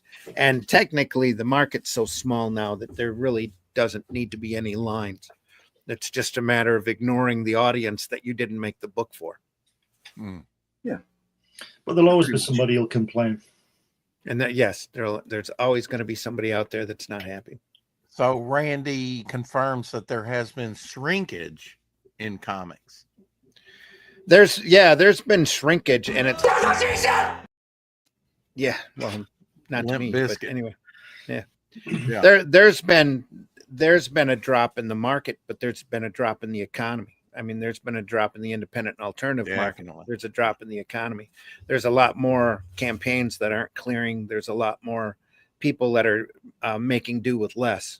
I'm astonished with the economy the way it is that we've held on to so much backers and market as we have, to tell you the truth. If you look at all the different campaigns and the money being parsed out, there's still a lot of big money within the, Yeah, there just isn't as much. I am never going to financially recover from this. The thing with the market is that, especially with print on demand and with crowdfund, you don't need a lot of readers in order to be okay. I mean, in order to get by, you really don't need that core group. You just have to find them. You have to market to them. You have to get them to your door and buy your book. And again, having people out there with a lack of respect for the readership, or who don't want to do a competent product, or who don't want to do a product on time, doesn't help the market any. Doesn't help the everybody else's leg up. You can't just take money from these buyers and expect them to wait 2 years after you've promised that book. I understand using those funds in order to bankroll the product that you're making. Absolutely. That's what Kickstarter was originally developed for. But when you do a campaign and you say the book's coming out in 6 months and it's been 3 years and you haven't seen the book, there's a problem. And that kills everybody else wanting to buy into the next campaign. Or when you do a campaign, you have to update people. Not to call anybody out, but when you do a campaign and charge 3 times more than what it's worth, plus shipping, and then they get it in their hands and they find it to be literally the equivalent of a junior high school project, that doesn't help everybody else. Andrew Tate. And it doesn't help you at the same time. You know, there are some incredibly well done books out there.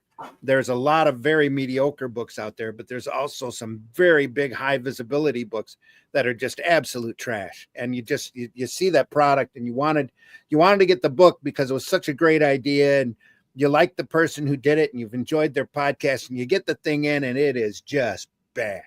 I mean, just crappy bad. And what are you going to do? You know, you've already paid that money. You're just never going to pay it again, you know, and then 3 months or so down the road where they do 3 or 4 more campaigns, people see that the product's substandard and it just goes to hurt everybody, and that there's no improvement. That's the big thing. We actually have a project that is in the process of funding. And again, people aren't asking a lot of money these days. In fact, I mean, where people could have easily gotten $100,000 on a campaign a year, you know, a couple of years ago, 50,000, 20,000. Yeah. Is really a reasonable amount to ask these days. And many of the smaller publishers, independent guys, are asking as little as $1,000 to make their book and get their dreams made. And the books are finished. They just need to print them. You know, they're not making money on this. It's you know, it's a passion project. They want to tell the story. They have a desire. They have an innate drive to make stories that people will read, and they can't stop. I'll be honest. I'll be really fair with you and have a moment of transparency. When we canceled Nerd Bacon, I wasn't going to do it again. In fact, during that time of those few months, if I wasn't as closely tied into comics as I am, I probably would have walked away from comics. If I wasn't one of the published at Arrow, if I didn't own a crowdfunding website for comic books, if my 9-to-5 job wasn't drawing comic books, I would have, you know, I'd have been like, yeah, we're done with this. You know, that's how bleak things got. And I think across the board, and it wasn't just me that felt that way. There's a lot of people that felt that way. I touched base with people and I was like, I'm just the infighting, just the lack of money, the lack of hope in this industry is, you know, seeing what happened with the bullying and people, you know, artists taking their lives. It just got ugly. And, you know, I needed that kind of break, that time away. And as I think we all do sometimes, to understand the perspective of what it is that we're doing. This is a hobby. This is fun. And if we allow everyone to make it not fun, then I don't know. You know, there's that saying that, you know, the only thing for evil to prevail is for good men to do nothing. And and I started kind of feeling that way about comics. You know, we're gonna watch the industry burn because, you know, people that really are passionate about this art form and this hobby for people are not gonna.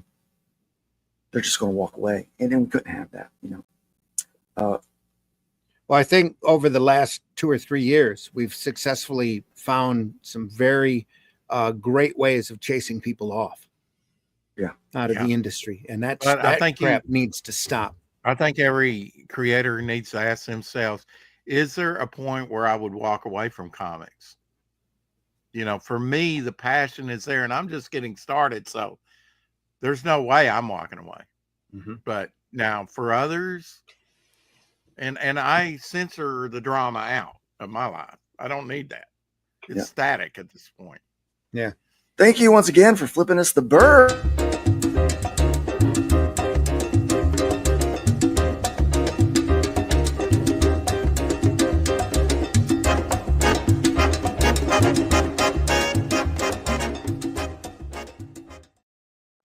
Infinite's really right. You got to be the change you want to see. Yep. There is to be no black pilling. That's one of the reasons why I've not told anybody what I'm doing with this war book. It's and what you were saying earlier about people going on a campaign and nobody sees anything for 3 years. I don't consider that I've done enough to announce it for people to start backing it and stuff like that. And I don't want to sort of announce it and then still not do it for 6 months.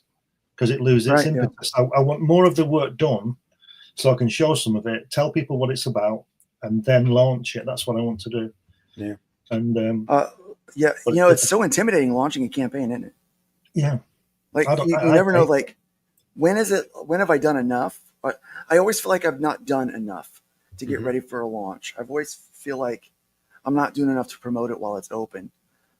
It's tough, you know. It's it's why we offer the checklist of to-dos for promoting both Mhm. before launch and during launch on Fun My Comic as a way for people to, you know, and we had an actual marketing guy.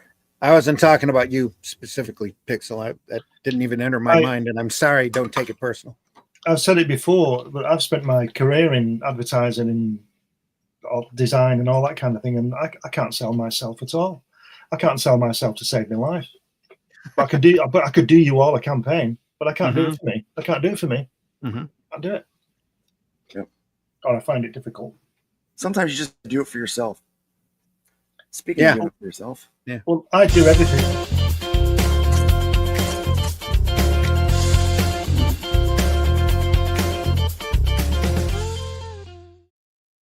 sorry, Glenn, I didn't mean to cut you off there. You do everything for yourself. I do everything for myself, and then I can share it with everybody. I don't get motivated by doing something for somebody else. Sounds very mean. But Yeah. I have to want to do it and believe in it. Yes, some people don't. I mean, I'll do it for money, but it won't be the best. It won't be your best work. No, it will always be my best. I don't give 10% because it's somebody gives me $20. I do. You get what you get, and you'd get that if you got give me $1,000. You know. Glenn, you're one of the rare people out there that can do each job from start to finish on a comic book at a high level of quality and efficiency. Allegedly. Well, thank you. Thank you. I said what I said. I'm just looking at these from 40 years ago. I should re-release all these. Should enlarge Glenn's there. Yeah. Oh, cool. But I probably won't. Yeah. Apex Comics is in the chat right now. Yeah. We're going to show off his book because Brett is so close to funding his comic book. So Apex Comics, Brett Cantrell. Brett's a good guy. I think, let me see. I think Brett might do everything on this book. Look at that. I'll get back up to that. I'm trying to get down here to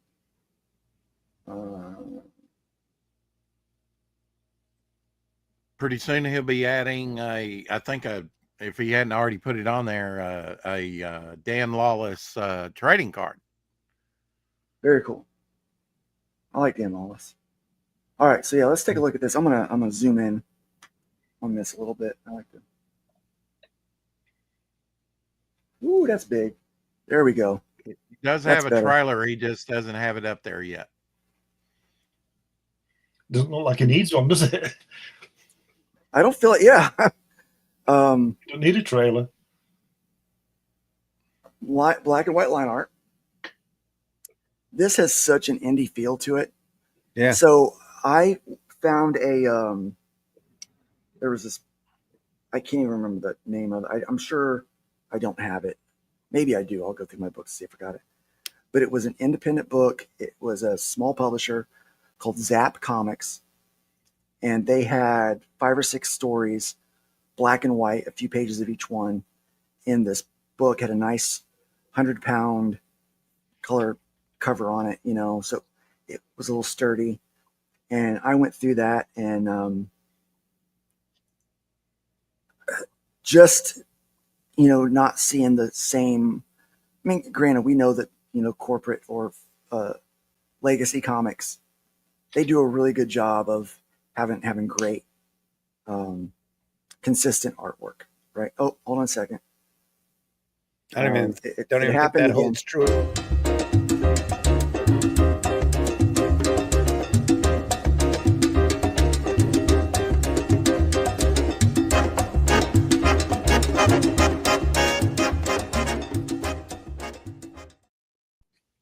Thank you for that generosity. We do appreciate it, Rabbit. Here I am, here I stand. I can do no other comics till I die. There we are. Great. Brett, are you the artist also on He this is. artist writer? Like you do everything? Yeah, he is. Thought He I does thought he everything. did everything. Mm-hmm. Yeah. I'm going to download a Dan Lawless trading card graphic. I can't. The link's correct to download my video. But so this old, like this style, it sparked something in my young heart when I saw that, and it had a certain polish to it, but also had a certain I don't want this to sound bad, but crudeness to it, which kind of reminded me of another Roughness, book that I wound up finding. Rough more than crude. Yeah. Which reminds me of another book that I found later on, which was The Crow. Well, And, I think other Tim stories Tyler, like this. which is all over Fund My Comic, I think his has the same stuff. Tim Tyler. Yes. Stuff. Oh It yeah, has Tim that does same- phenomenal work. Yeah. Yeah, it has that same polished yet there's You ought to be. there's a you ought to be out roughness to there. it. There's a Tim needs to be out there more and showing his stuff off more. That man's a workhorse. He does some phenomenally great quality stuff. Mm-hmm. His wraparound cover there was based on an old late 70s indie book, Power Comics #1, which was a wraparound cover. Oh, I got Power Comics #1. That didn't look like it at all to me. Well, Sorry. it was inspired. It's a by great that cover. Don't get me wrong. Oh yeah, It was okay. inspired Yeah. by that cover. Yeah. Just don't have it misprinted like Power Comics 1 was, with a nice little white band along the bottom of the wraparound cover. I got that book on my rack too here somewhere. Yeah, I bought a copy of it earlier this year. Yeah. So great those stuff, kind of but- books sparked a real creativity in me. Yeah. And made me really start wanting to explore what I could do with comic books a lot more than what I had been. And, I mean, I was young when I found that, and I just started falling in love with it. I found old Arrow comics, and it had that same polished yet kind of rough feel to it that Right. I don't know, it sparked something in me. I was a real grunge music fan Mhm. back then too, Yeah.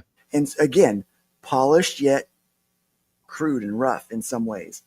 And I just loved it. And so even today when I see it, there's a real fondness when I see these things. That's really a When I mark see art like this. of that era too, of indie comics, the old newsprint comics, Power Comics and A Plus, and the different fanzines that were out during that period. There's a lot of charm inside that work, and it's all a derivative of the stuff that was going on at the time. The Marvel black and white books, the underground movement, and the Warren style magazines that were out on the newsstand all had a big influence on this stuff. Yeah, And you can see that in this work as well. Just some great I get style I line get work. what you're saying, Luke, because I was saying the same thing last night on another stream, that it's the indie stuff that really sort of sparked my interest and inspired me, if I can say that. Sort of fueled my imagination to create my own characters more so than your standard, Batman, Spider-Man books that you kind of know what you're getting with those books. But with some of the indie stuff, and you're just being introduced to new characters, it can kind of spark some inspiration, I think. Oh yeah. For a creator. I love Brett's story here. So he's making this book. He's trying to raise money to hire an artist, and not an artist, but a colorist. And Brett, I don't know that this needs colors. I think colors would ruin it. I think you're right. I think it should be stay in black and white. I think, if I were your publisher and your editor, I would say don't color it. Yeah. Save the money, print it black and white. Yeah.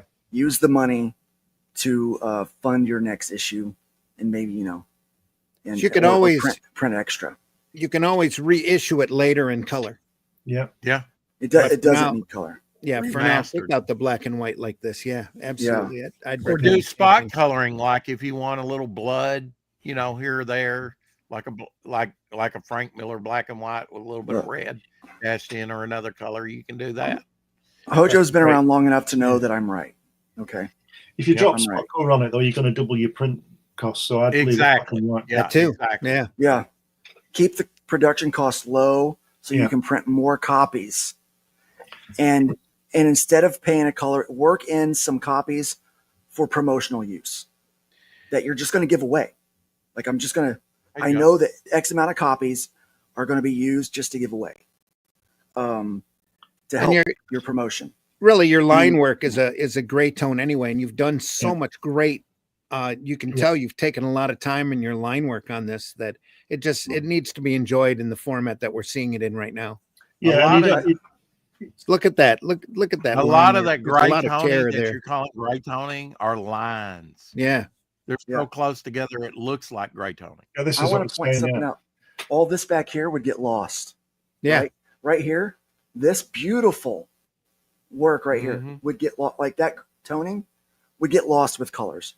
See, I just see that. Yeah, if he hired a colorist, he would be hiring to lose that bit of control over the finished product.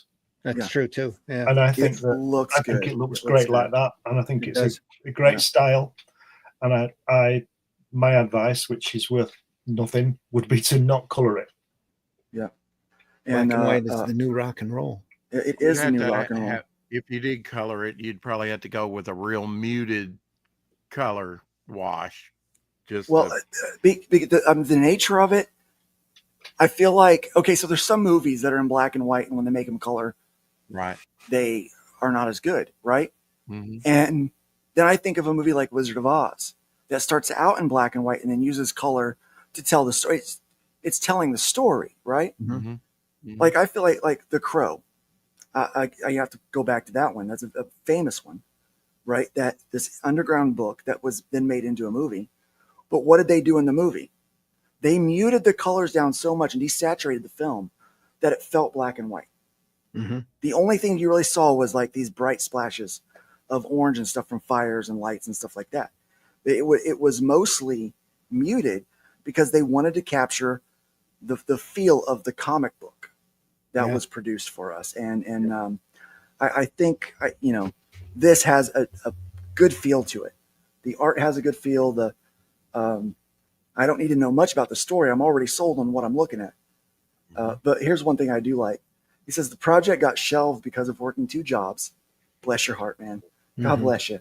We've all been there. And playing drums in different bands. There you go. You got to get that hustle on. That's more than 2 jobs. And that's more. Yeah. My renewed interest in Finback came back in 2019 when I dug through my art files. I got pumped and wrote the story while drawing, inking, and hand lettering 56 complete pages. Glenn, no computer lettering here, hand lettered. I could see that when you were showing the pages. Yeah. Off and on for 3 years. So he's put a lot of sweat into this project. And he's put a lot of work into put a lot of work into this campaign. Guys, he is just a mere 2% away from funding this project. What is that? $23?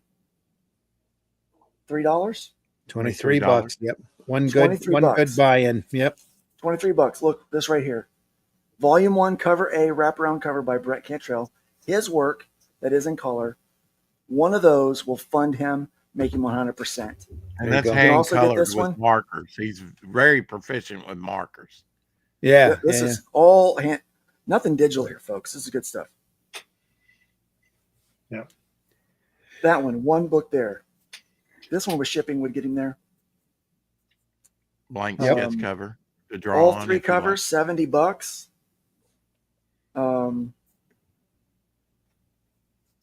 A 24-page book here too. Look, go in there, grab your wraparound. Almost said reach around. That would have been wrong. That would have been wrong. And get the get the add-on here for $7. 24 pages. Another 24-page comic book they did, and fund this guy. Let's flip him the bird. We've got less than 8. We got 7 minutes before we close down this stream. We are no longer doing 3-hour streams. If you like big breast, what can I say? It's got torpedo somethings. What can you say? This is comic books because of the passion of it and the raw nature of storytelling, and I'm excited about this book. Guys, get over here, back this thing. And if you like Fembat, Fembat is going to be making a cameo appearance. The only other character outside my Momentum universe that will be making a cameo appearance in my own book, Devil Flyer, the prequel. And that is the reason I'm doing that is we've talked at length starting last year, about a Devil Flyer versus Fembat book. So that's coming in the future. There you go. From me and Brent. Yeah. Don't color it, Brett. Don't color it. Yeah, it doesn't need color. Just kick the thing out, and yeah. But I think that also goes to something we were talking about earlier. We get in this mindset that everything has to be a certain we keep copying legacy publishing methods for everything. Mm-hmm. Well, it has to be colored. It has to be in standard format sizing. It has to be this. It has to be that. No, it doesn't. It doesn't. You know what it has to be? It has to be entertaining. Yeah, we're in an independent market, not in a monkey see, monkey do market. Yeah. It has to be entertaining, and it's a great opportunity for creators out there to do exactly what they want to do. Yeah. I got a book coming out of the printer here anytime. Just waiting for RJ to let us know. The Atlantean? That those copies are out. I got a page there if you want to share it from Russ. Russ wanted me to show off some of his stuff. That's why he was saying for me to check the DMs there. Oh, look at this. Russ is at it again, drawing horses. Yeah. I think he likes drawing horses more than he likes drawing girls. Well, that's a problem. Look at that. Not a problem, is it? This is from Atlantean 1. Concerned. It's coming out of the printer anytime now. So look at the girl across the back of the horse. Look at that. Brilliant. It's part of the story, folks. This is page 48, so it's not quite the last page, but almost. But it's been a lot of fun to do. And the gray toning in there is great. Yeah, zoom back in on that fourth panel. So you get high detail in 1, 2, and 3, and on that zoomed out one, it's this is a master at work. This is how you know. Isn't that great? That Russ is a professional. Like he just knows. Like it clearly is a different view, image through the cauldron. I mean, it's just fantastic work. Yeah. Russ can draw the horses with tits, he says. I love comic book people. They're all, a lot of fun strange. We'll have Atlantean 2 available in March. We'll be running that through Fund My Comic, and you will have an opportunity to get not just Atlantean 1, but also the Shadow Kingdom again. And they all kind of fit together. It's 3 separate stories that are all strung together with the same characters. And now you're doing that. You did the Shadow Kingdom in Portuguese and some other languages, are you going to be doing the Atlantean the same way? Oh yeah. Red Dragon's doing a translation as we speak for That's Atlantean awesome. 1. Yeah, they're just going to keep going because there's such a market for this kind of material. It's not even funny. Do you know what the best part of that page is for me? It's the first panel. It's the angle of the horses and the way that Russ has left the panel open at the bottom. Yeah, that's great. That's fantastic. Oh, and the girl hey guys. on the back.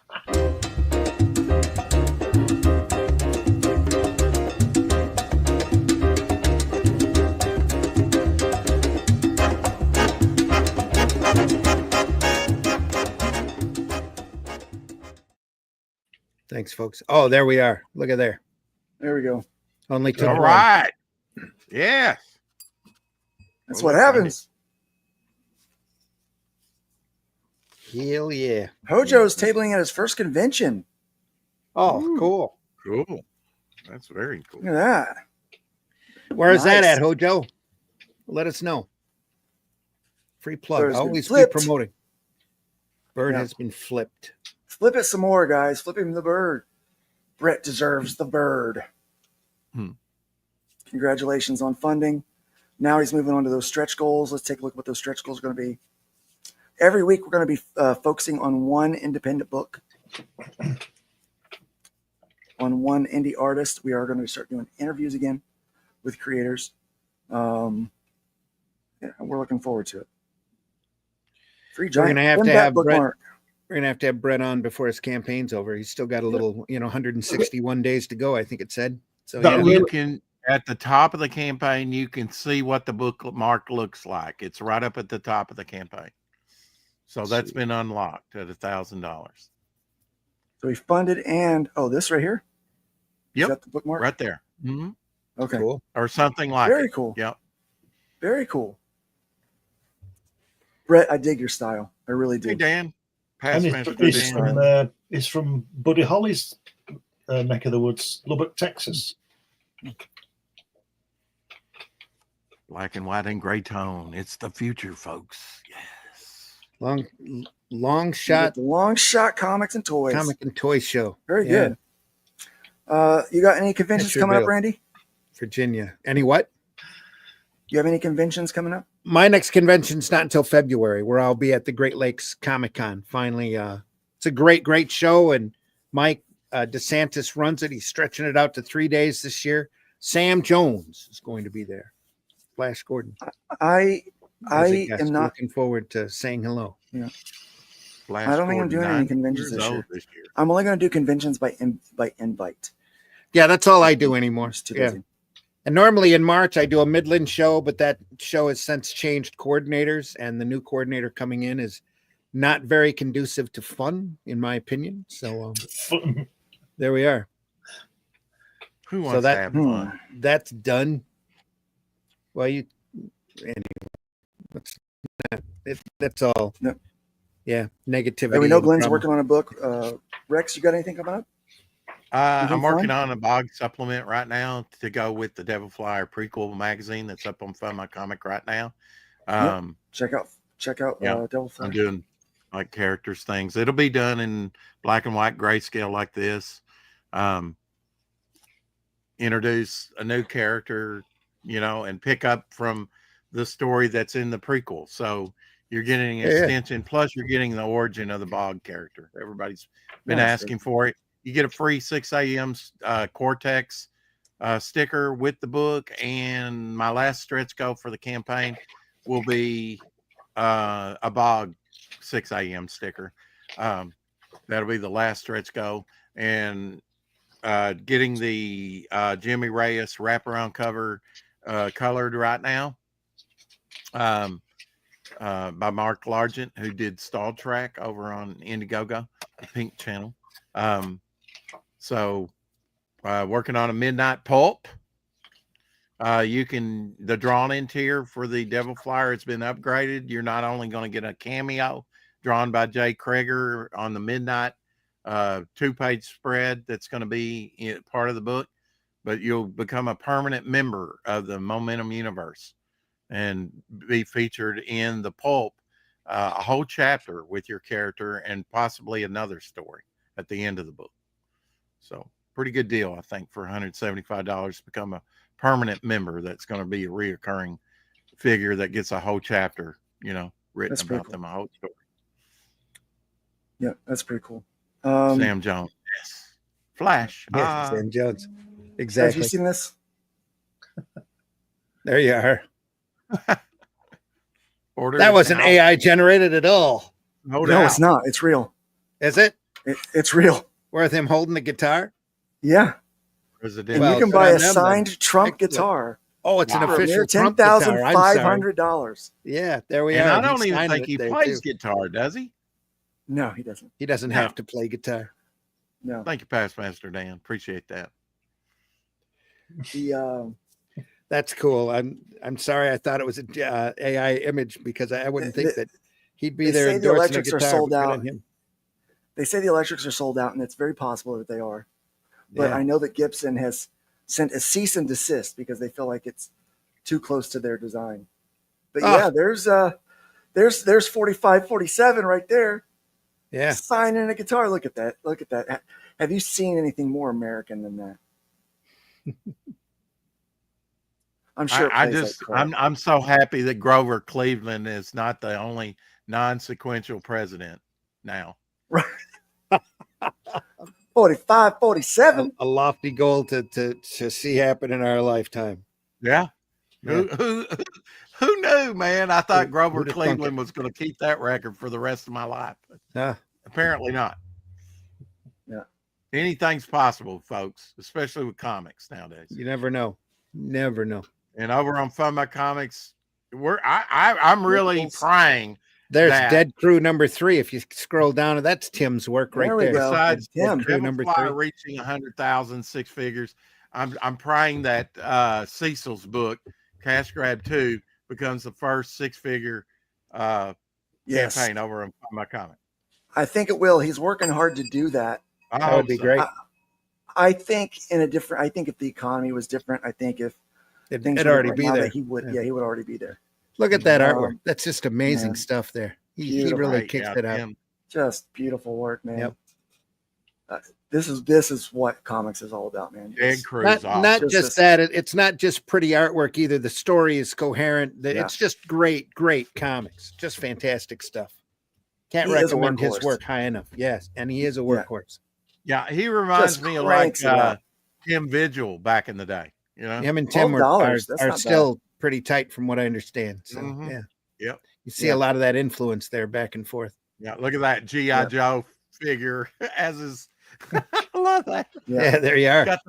Got That's an old style Joe too. Yeah, old style. It's a 12-inch Joe. Yep. A lot of great things going on over here. Look at the variety of stuff. I will be interviewing Saturday Patrick Quinlan, Phenomenal Tales Minotaur that you just went by there. Benet. That's a Sherlock Holmes. Quinlan is a cool guy. Story up there. Yeah. And we had Mike Barron on talking about Leviathan. I know, that's Beyond Stars. Beyond the Stars. We need to get Roland on again. It's been a while since we had Roland on. I know. He seems to. He's fun to talk to. Stay in his own circle. Well, we all stay in our own circles way too much. Perfect 10 from Dave. Yeah. Up there. Yeah. Heck yeah. So we used to talk about, I remember back in 2014, musing over why, like, it was so hard to get in with these groups because they had these kind of closed circles. We call them cliques. And I never really understood why it was that way. It was like, we got to try to find a way to break that. And then as I got into the independent side of comic books, and I started realizing all of the crabs and the Brian. And and all the weird mutinies and that kind of stuff, it made me realize why people find the group of people they trust and stick to it, and why it was so hard to break in. There's Ben Soto. Ben Soto has a project over there that's funded. Yeah, Brian in the chat. Brian's suddenly old. It says first 2 issues of Dead Crew are great. The distressed covers are my favorite. There's the Fool. That's still available over at Fun My Comic. Yeah. Don't think we've had anybody. I got my copy of Heroic Tales. You did? Fantastic. Yeah. Is it? Fantastic, guys. Oh yeah. What a fun book. Like cool. it John did a great job on his first time out. Man, I'm real impressed. Good. I'm really impressed with him. It's all this good stuff over here, man. Book after book after book. The Sword, the Night Slayers, Maga Man. Yeah, let's go down to Maga Man. Mega Man. Maga Man. Mega Man. Here's one. This one launches. When does it launch? This one launches. It's a storefront, and it launches in a few days, actually. Yeah, launches soon. But yeah, there's your Trump-themed comic book. Look at that. That's a classic cover. Floating There's heads. Elon. There's Elon Floating there. heads. Yeah. Yeah, look at this cast of characters here. That is just so cool. Look at that. He's got Hey. Antifa. He's got Antifa. Right. Look at that. Oh no! Wow. And there's that guy.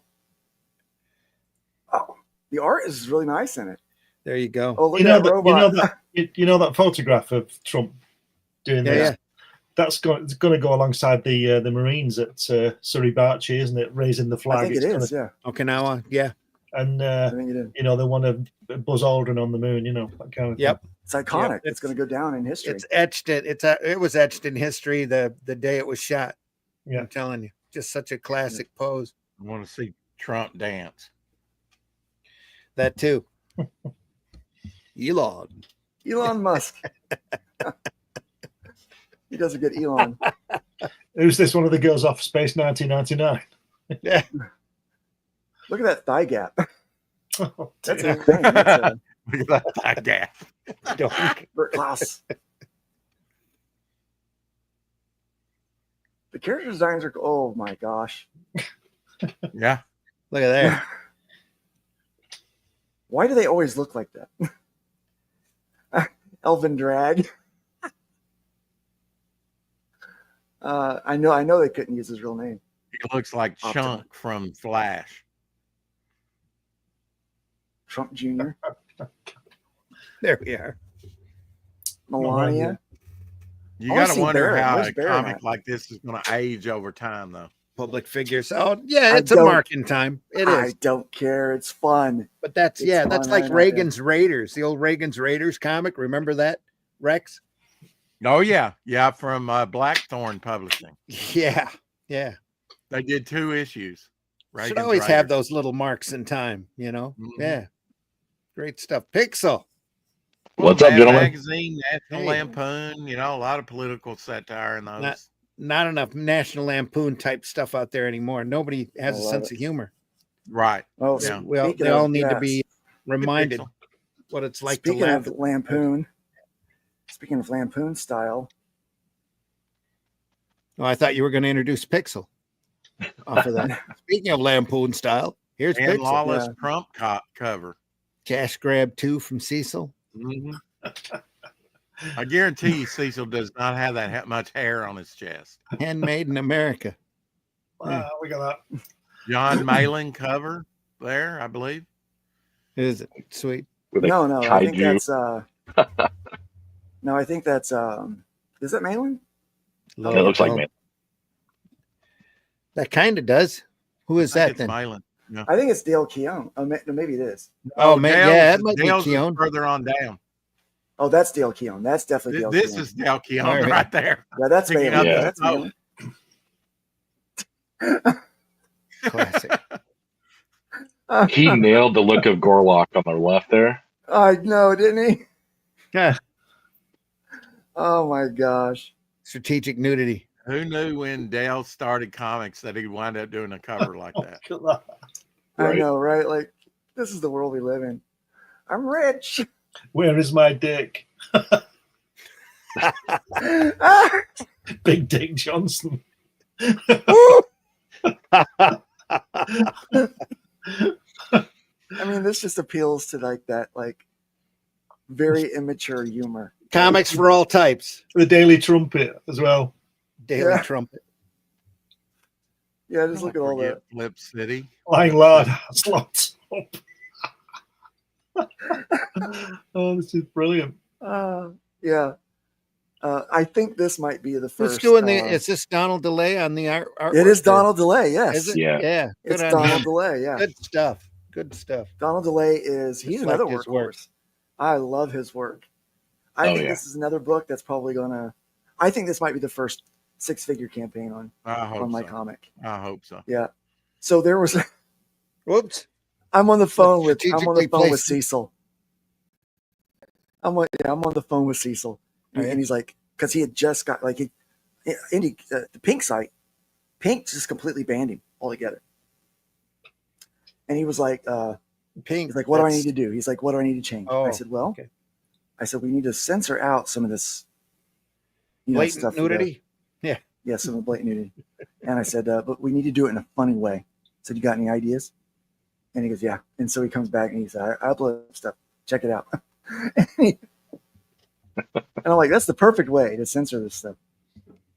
And I was like, feel free. I mean, he could offer 2 versions of this book, censored and uncensored, just to, yeah.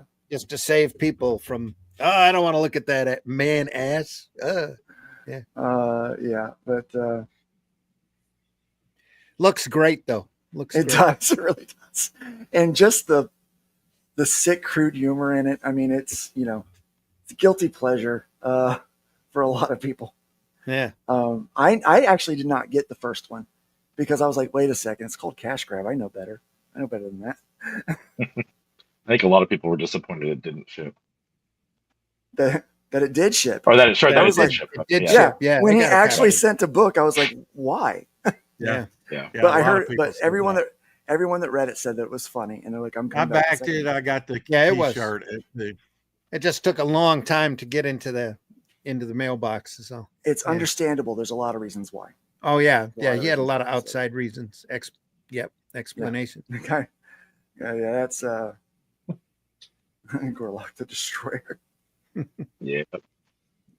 Any chance of this is like the Cannonball Run as a top. I know. That's Brian, what it is. Yeah. It is. Yeah. I know Brian Suddenly Owed. He backs a lot of Alterna books as I do. Any chance that I've been pushing, like with Keith Gleason, who's doing lettering for me, and he does Mighty Mascots, to come over to Fund My Comic. I wish we could get Peter Samedi and some of the Alterna books over there. Well, he runs mostly from his own website, and that's really, I think that's the best way. If you could do from your own website, that's great. Fund My Comic, we really want to move it into like a storefront that does crowdfunding, because we have like a one-stop shop for people that want to go and browse, right? And so looking for something good to read. For backers, This is a good way for customers, for fans, maybe old fans that haven't bought a comic for a while, to get their feet wet. And so, we're going to start looking into doing those kind of leaning into marketing more towards, let's focus on right now. The majority of the campaigns that are active of the 110 or so that are active on Fund My Comic right now are storefronts. Yeah. Which is kind Peter of also demand over it, It is, yeah. Yeah, Peter also does a lot of custom tiers and stuff that are hidden. Yeah. He'll customize a tier for somebody and create a whole special tier just for them behind the scenes. He did that for me a couple times. So that's one thing that it's nice for over there. Yeah, we're going to work on things like that. We're working on a way to do it specified add-on perks, add-on tiers, so that you can you can only put them in the cart if another item is in the cart. So you can be specified as add-ons, and so we still got a lot of work that we want to do to develop the site. I mean, we've only been around for coming up on 2 years in March. It's a little over a year and a half. I think we've come a long way, and absolutely. We're here for the little guy. There's a lot of people, they don't need us. They don't need us. Cecil needed us. Yeah. Because they took his ability. It's to do just comics slammed it away. and said no, huh? That's weird. Yeah. Look, they're getting stricter and stricter over there. It's ridiculous, the crap that they're doing. There shouldn't be any excuse for it, but that's why Fund My Comic is here. So good on Cecil for making it work. Yeah, it is. P. Bunny said he would send you his copy of Cash Grab. And okay, yeah. I'll make sure it gets back to you. Taskmaster Dan asked, "What's Luke Stone got to promote right now?" What do I have to promote? Fund My Comic. I'm promoting you guys. That's my new job, my new calling. So I'll just be promoting you guys and letting telling you all about it. Got a book over there. Glenn's got a book over there. There's a lot of great comics over there on Fund My Comic.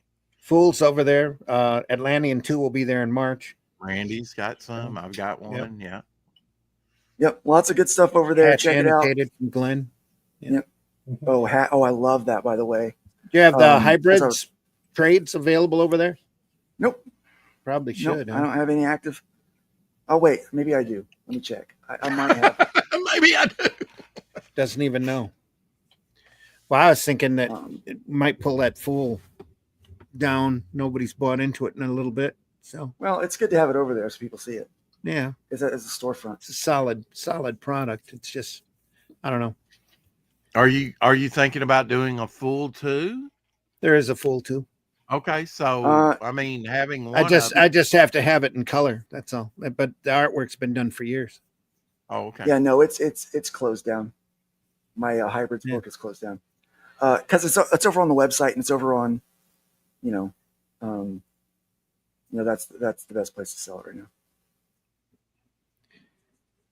Yeah, I've been debating whether to promote a floppy comic through crowdfund, through Fund My Comic, or if it should just be a graphic novel for me. See, Atlantean has done really well, and it's a nice, thick, square bound book, just like the Shadow Kingdom books. Incredibly good. But So, I'm not sure if floppies are the way to crowdfund anymore. Yeah, I think if you're doing black and whites, maybe. Especially with the way shipping is, you'd almost have to offer multiple floppies, and if you're going to do that, you might as well put a binding on it. Well, I've got a question for you guys because Blood and Sword launched from Richard Embry over there on Fund My Comic about the same time that my own one did.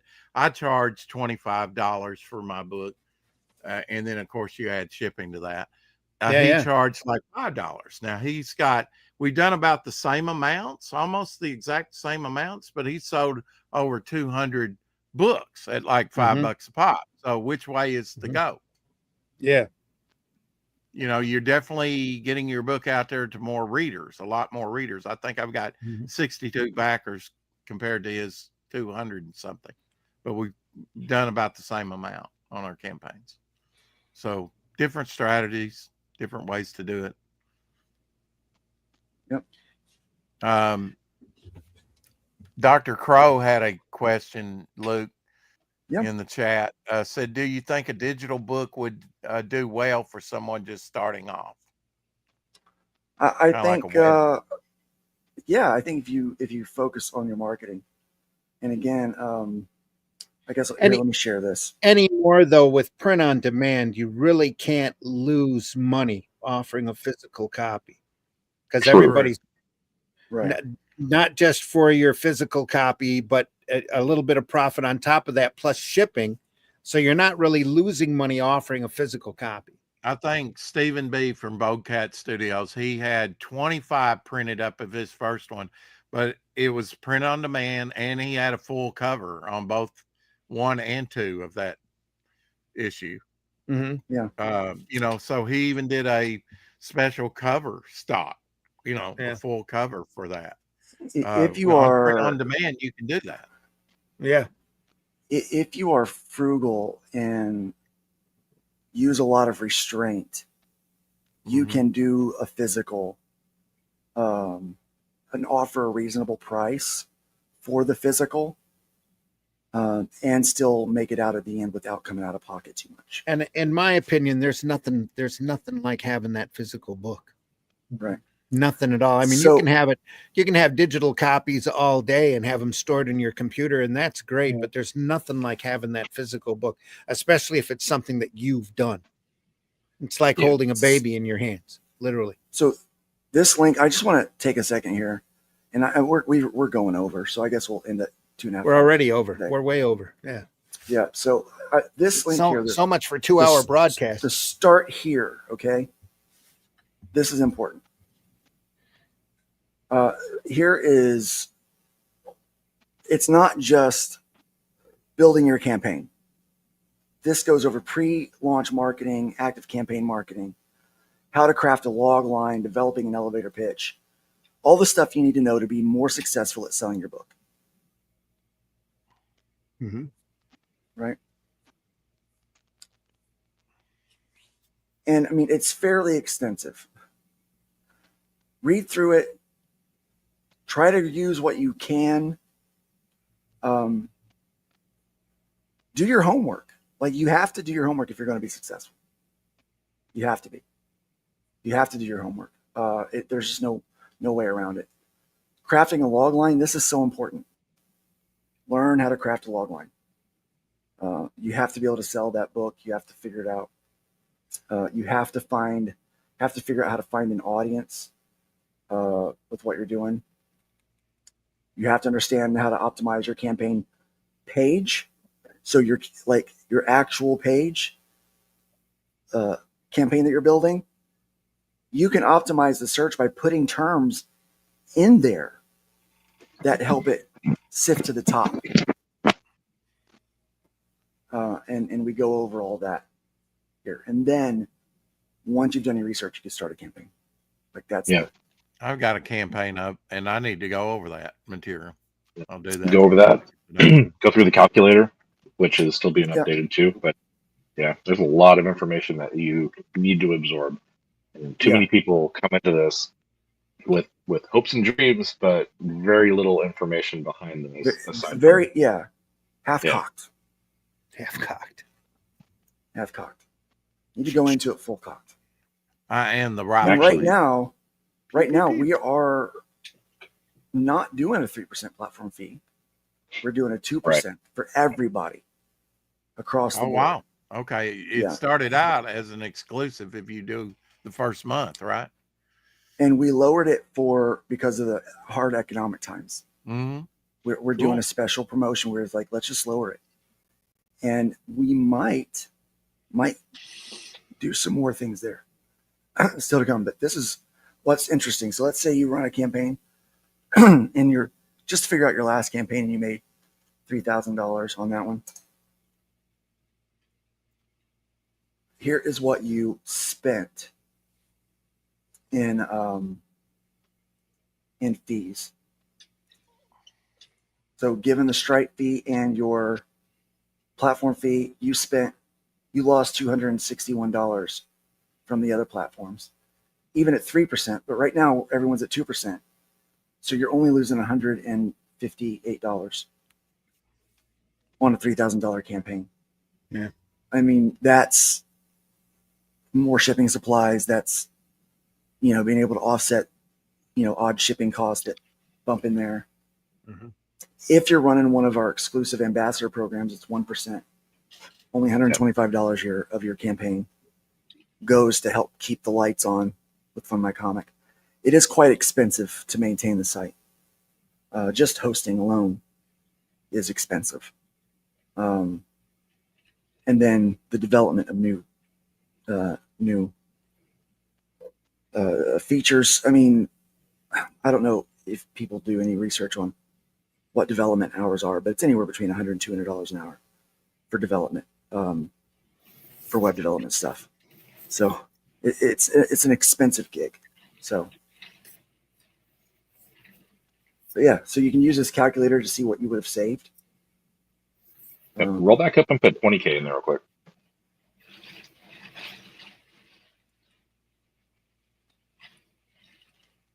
Because this is real world for me. 20,000. Yep, you saved as an ambassador.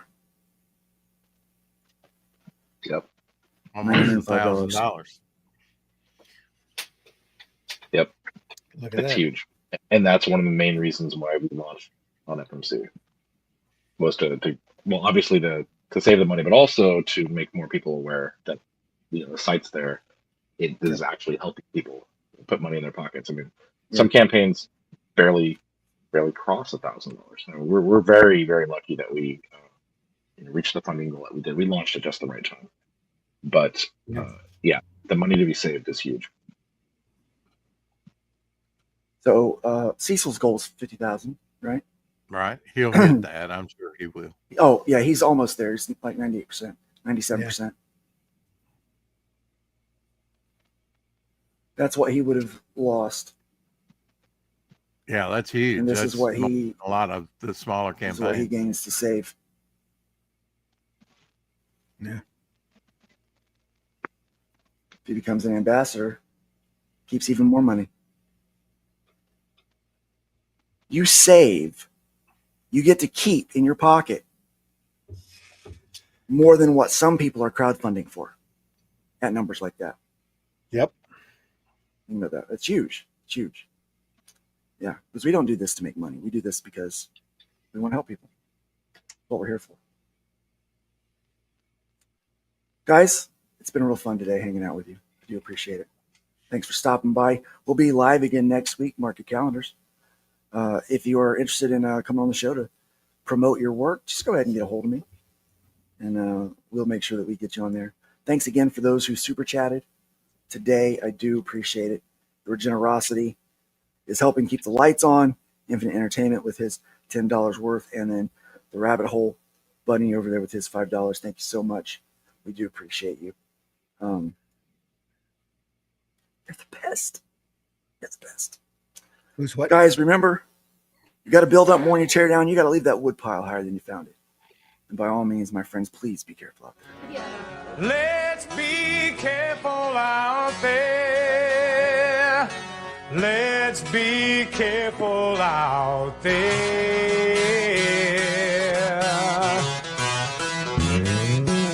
We had a 187 at the 7-Eleven on the corner of 4th and Main. Two Caucasians Congrats, persuasion for the bullet through the cashier's brain. Moving on, I see it 211, half a dozen 459, 2 ADWs a GTA, several miscellaneous crimes. Homicide.